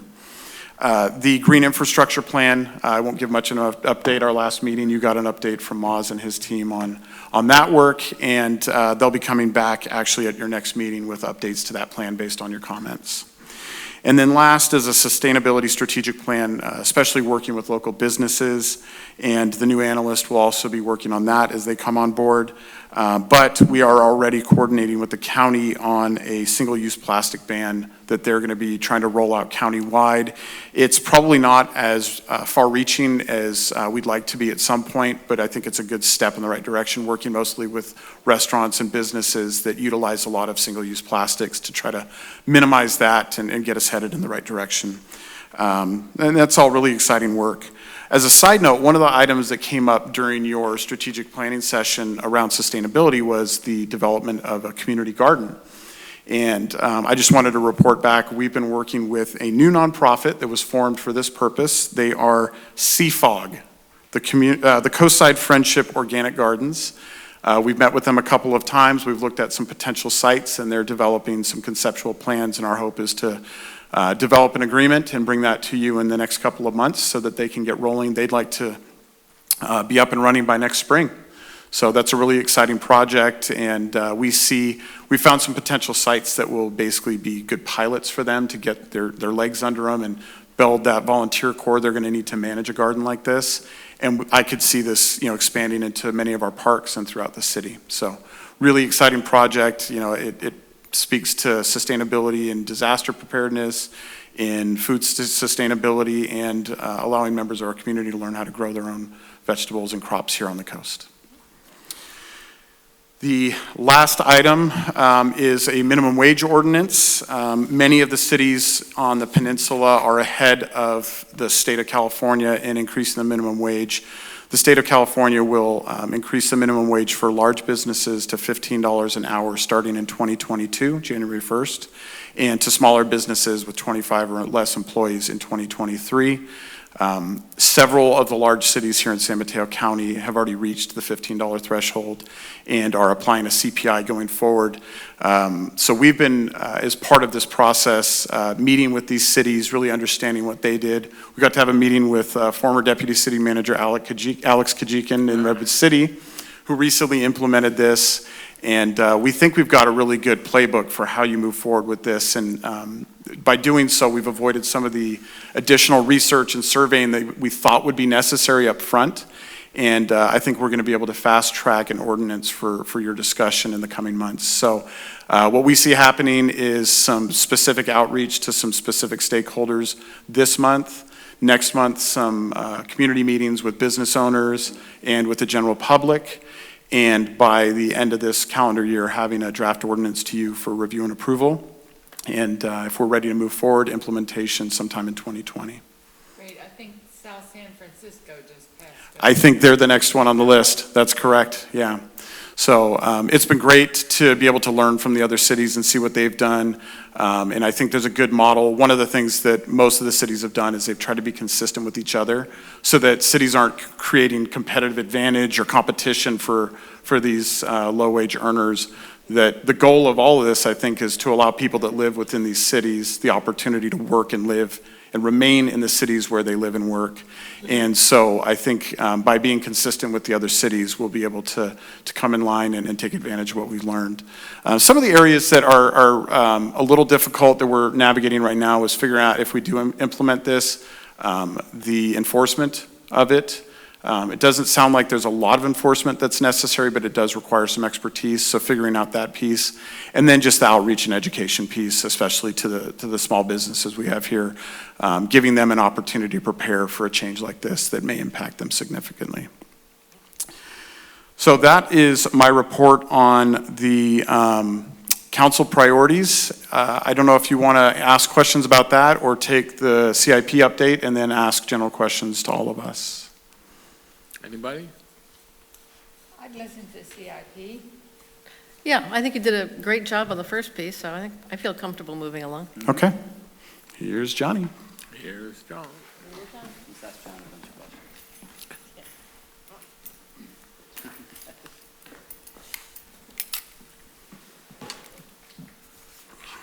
Who's talking here? It's very tall. Thank you, and I'll make sure that Matthew continues to look really good after my presentation, so.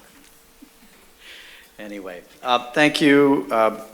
It's my pleasure to be here, talk about CIP a little bit, and it'll be a little bit. We are just 2 months into the fiscal year, and which is amazing that we're 2 months into the fiscal year, yet we're only 2 months into the fiscal year, so I'm not sure which way to go with that.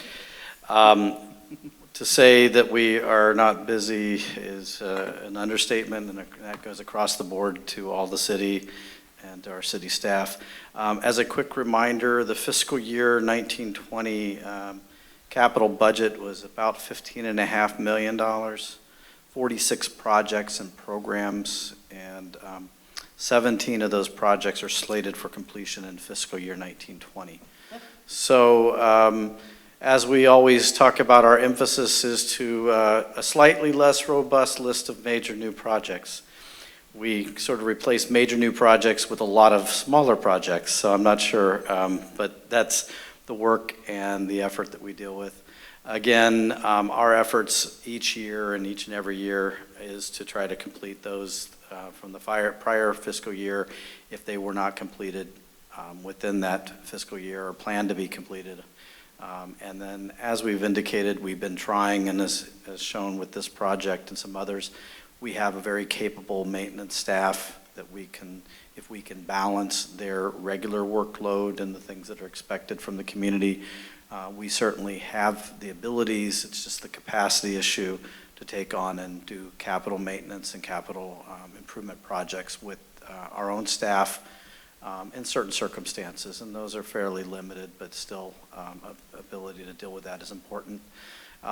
We're integrating in as much as we can the green infrastructure, and obviously just trying to deal with the program implementation. If you remember, we have specific projects, but we also have programs, and the programs were sort of 3 years ago were a major piece to getting to our regular capital maintenance and improvements, and sewer was one of the big ones of that, and those keep transitioning into some other areas as well.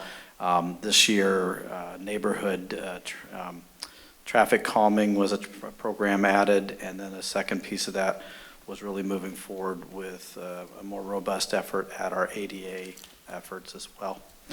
So where are we? Well, good news is we've been working on the sewer point repairs project, so I'll hit the sewers first.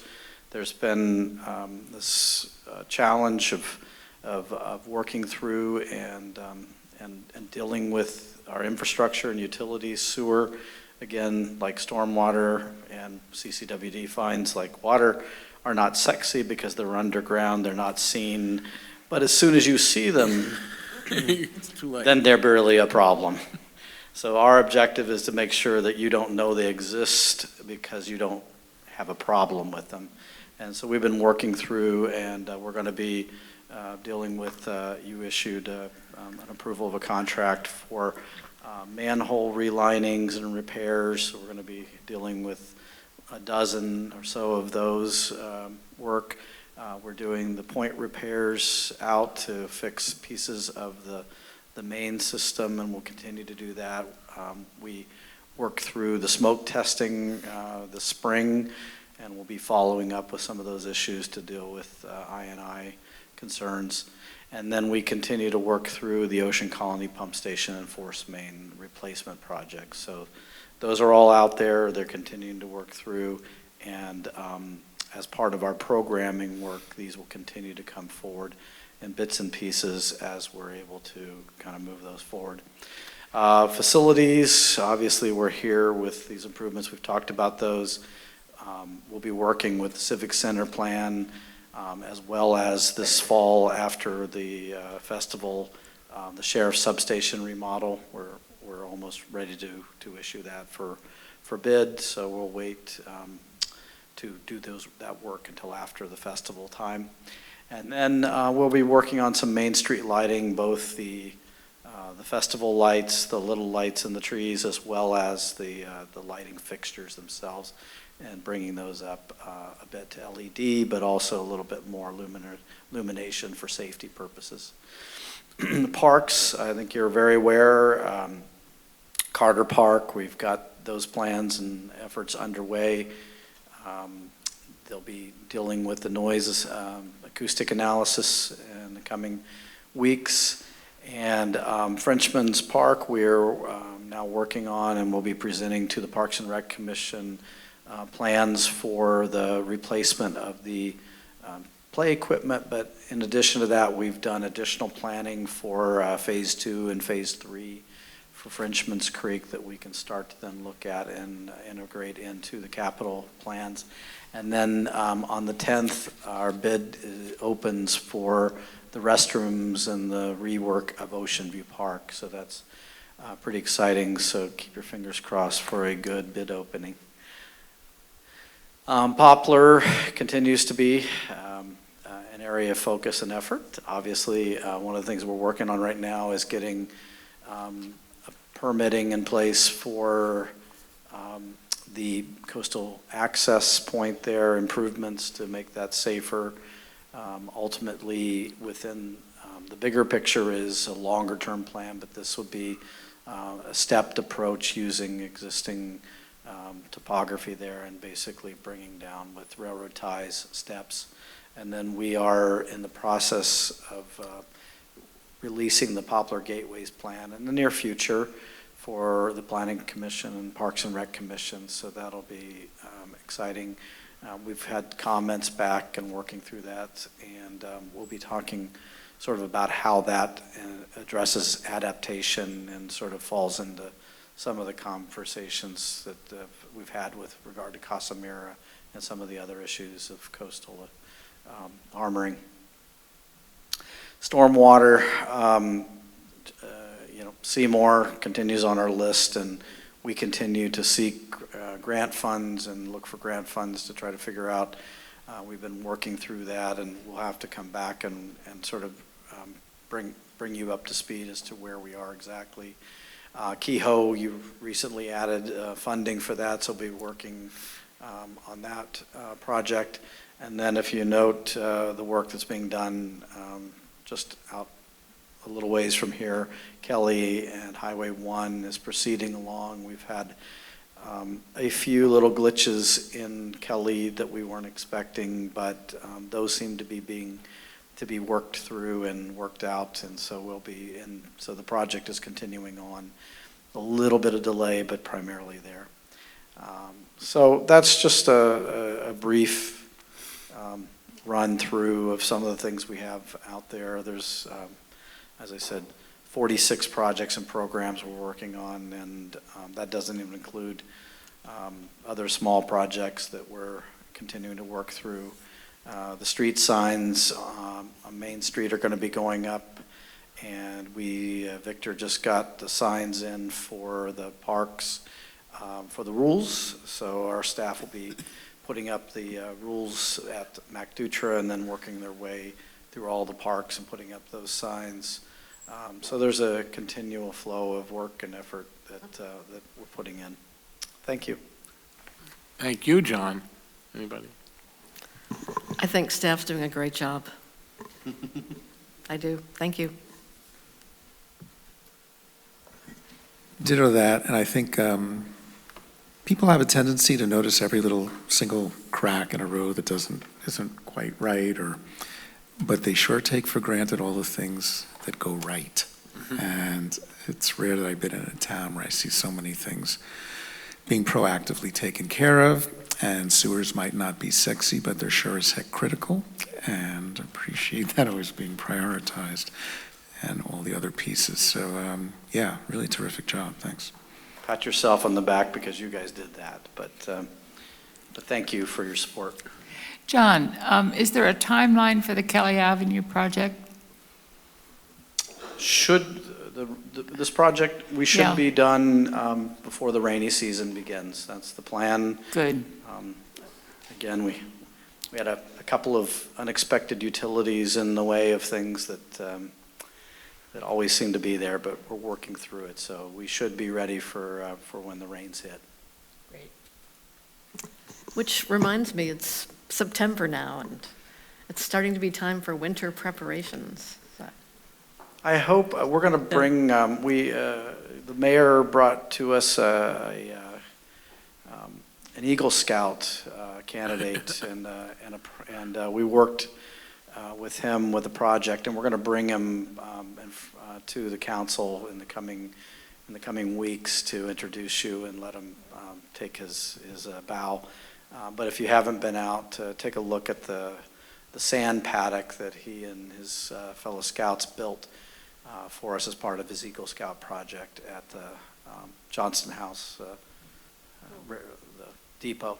So it looks great, and it'll be a great asset, and we'll be filling it soon, getting ready for storm. John, I've heard a complaint about the benches on the coastal trail near Poplar Beach being taken away. You know anything about that? I know nothing about that, right, honestly. We have been, I'm not sure where that's coming from. We've been talking.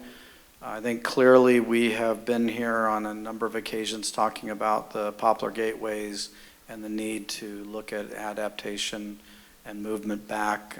So we have been internally having conversations.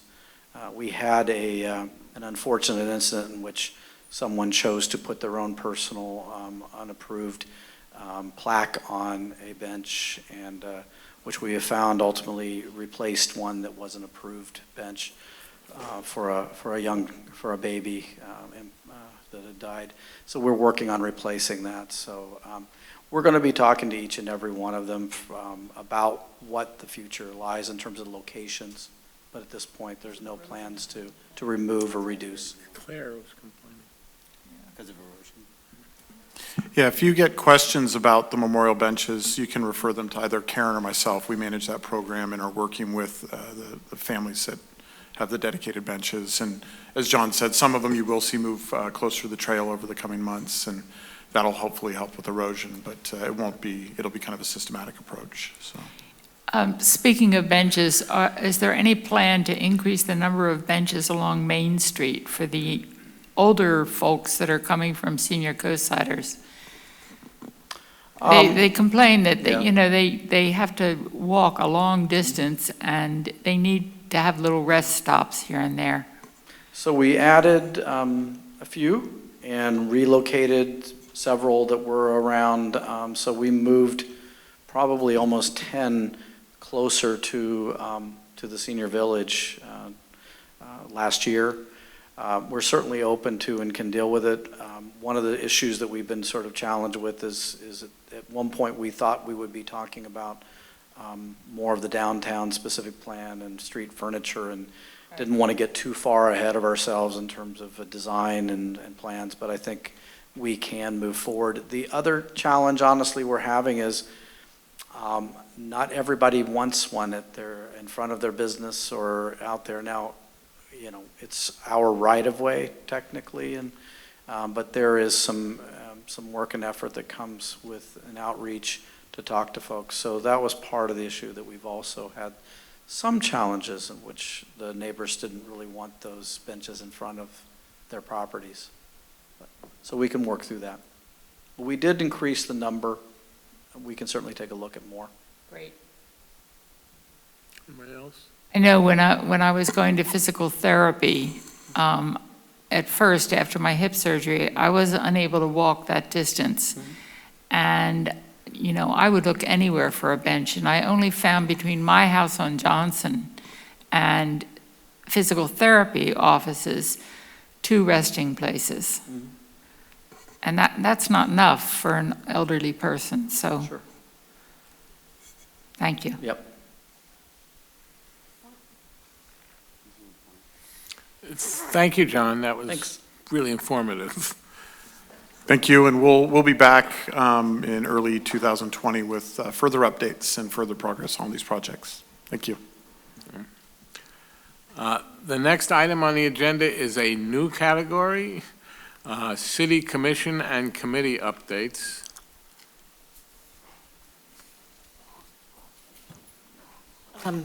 Who's going to present that? Well, I think everybody's been on, sorry.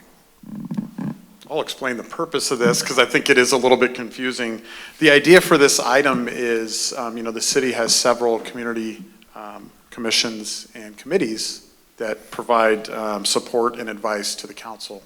I think the largest, of course, is the Planning Commission, and then we have the Parks and Recreation Commission, and John chairs a couple of committees, Bike Ped and Main Street Bridge.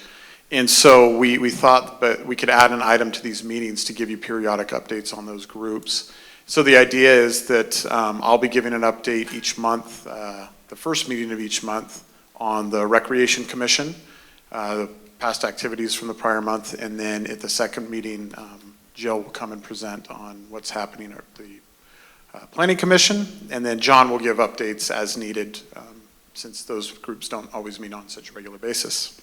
So tonight I will be giving you a short update on the Recreation Commission and its activities, and since this is a first report, I'll kind of give you a little bit more of a background, and then my reports will be pretty brief going forward as well.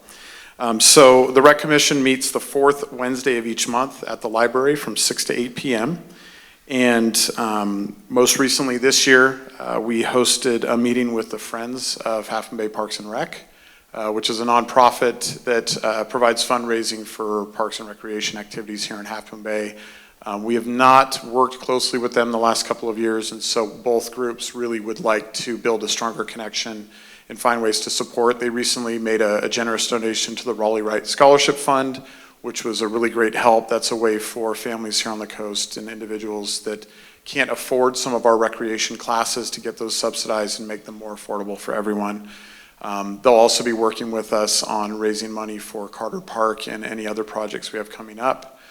They, of course, are spearheading the efforts to build a new pool up at the high school. And so some of their projects will be much more centered on the city's priorities, and then they'll have their own priorities as well. It was great to meet with them to better understand what they are working on and how we can collaborate better. They'll be attending all of our events. They've been tabling at our music concerts and signing up members and trying to get the word out that there's opportunities to raise funds for city facilities, recreation facilities. We also hosted earlier this year the Poplar Gateways Open House, which was a great meeting, had a huge turnout, and the team was able to gather a lot of great feedback from the community and also from our rec commissioners around Poplar Beach and providing access there. We hosted the Community Gardens group before they formed their nonprofit and got to know their plans better, and our rec commission got to weigh in on their priorities around where a community garden can go and what kind of features we'd like to see. And the other thing that the Rec Commission does is often we will bring projects and agreements to them first, and get their feedback and input before coming to you as a council. And we think that refines that process. You know, staff has a certain perspective, the community sometimes has a little different perspective, and the Rec Commission is that kind of bridge so that when we bring things to you, they really are fully baked and ready for approval. So some examples of that, our Little League agreement that we entered into earlier this year went through some refinement through the Recreation Commission, which was helpful. We're working on a long-term agreement with the Johnston House folks for their use of that facility, and we're negotiating an agreement for the development of the museum, the full museum at the jail barn site on Johnston Street. And that's another type of item that would go to the Rec Commission first. Looking forward, at our September meeting, we'll be getting our final update on Carter Park. As you know, the architect's firm has been working on developing the plans, gathering input, gathering feedback, and they should be finalizing those drawings very, very soon and getting cost estimates. And so they'll present that to the Rec Commission at the end of this month and then bring those plans to you in October. The Boys and Girls Club will be coming. Their new executive director is going to come to our next meeting and do a presentation and a meet and greet so that we can get to know her and figure out ways to work more closely together, the city and the Boys and Girls Club, to offer recreation programs to youth. And in the future, we'll also have the new school superintendent joining us probably at the November meeting or the October meeting. And we'll be taking on a public art policy very soon. So these are the kind of projects that they do. We have a great group of commissioners. They're very diverse in their backgrounds, their viewpoints, and we have really great discussions there. And it's a very productive use of their time. We've had some great meetings, and hopefully that's reflected in the work we bring to you. So we'd like to invite anybody out. September, I think it's the 25th. And it's 6 to 8 p.m. at the library. Thank you. Anybody? If I could also, we have a meeting of the Bike Pedestrian Advisory Committee on Thursday night at 5. The group will meet at Poplar Beach parking lot, and it is a walking tour down to Kelly and back, and to see more conversation on signage, on speed control, just sort of various issues that we've been talking about conceptually in the hearing room. We want to take it out to the street. We'll also talk a little bit about Poplar gateways and sort of, again, the adaptation aspects and where trail alignment might look like and what it might look like and where, those things. So we invite, that's open to the public, invite the public, anybody who wishes to come. So meet out the Poplar Beach parking lot on Thursday evening. Thanks. Thank you, John. Anybody have questions for Matthew or John? No, okay. So that's a new addition to our meetings, and I think it's informative. Next item is, anybody have any items for future discussion or possible agenda items? I just had a question about the ARC. The Architectural Review Committee, where are we on that? We had opened up the application period again.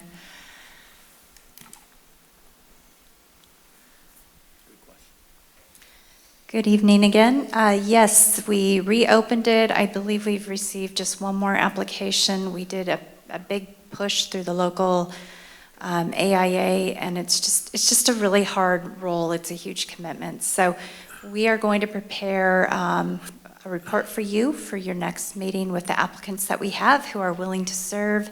And I believe you have enough qualified applicants to seat the new committee. And thinking also that you will maybe give us some instructions about how to work in the future with alternates and that kind of thing. So we're getting ready to move forward with that. Thanks. Thank you, Jill. Anybody else? Does anyone have any reports on meetings or commissions you've been on? No? No? Go ahead. So there hasn't been any meetings because it's summer, you know, so nobody's. But we're having our next flood and sea level rise resiliency meeting on Monday, 4 to 6. Tomorrow night, we have a finance committee meeting at SAM to talk about several items, and I'm not sure what they are, but I'll know tomorrow. But Stacy Thompson is managing those meetings for SAM and doing a fabulous job. So we're actually getting a fair amount of work done. Nice. And I just would like to introduce Dan Child in the audience. Dan, would you like to just come to the podium and introduce yourself? Dan is the new consultant to SAM, who's going to be doing an organizational inventory and analysis. Good evening, council. Is this on? What's that? Is it on? Okay. As stated, my name's Dan Child. I don't think it's on. There it's on, okay. I've seen people standing way back here. I don't project well enough, apparently. Again, Dan Child with wastewater management specialist. We do work that's tied to enhancing the operation of wastewater facilities, and I'm looking forward to working with SAM to try to bring them up to a standard that is exceptional in the industry of being able to really shine and be a shining star for the coastside communities and improve and strengthen their record going forward. So I look forward to working with them and with you, and I'm sure I'll have the opportunity to stop by every once in a while. I just kind of wanted to see how the council worked tonight. I wasn't planning on saying anything, so thank you very much and have a wonderful evening. Thanks for coming. Welcome to the coastside, Dan. Yes. Yeah. Yes. Dan has, I think more than 30 years' experience in the public sector in water and wastewater, and comes highly recommended. He's seen it all, so we're lucky to have you, Dan. This meeting is adjourned.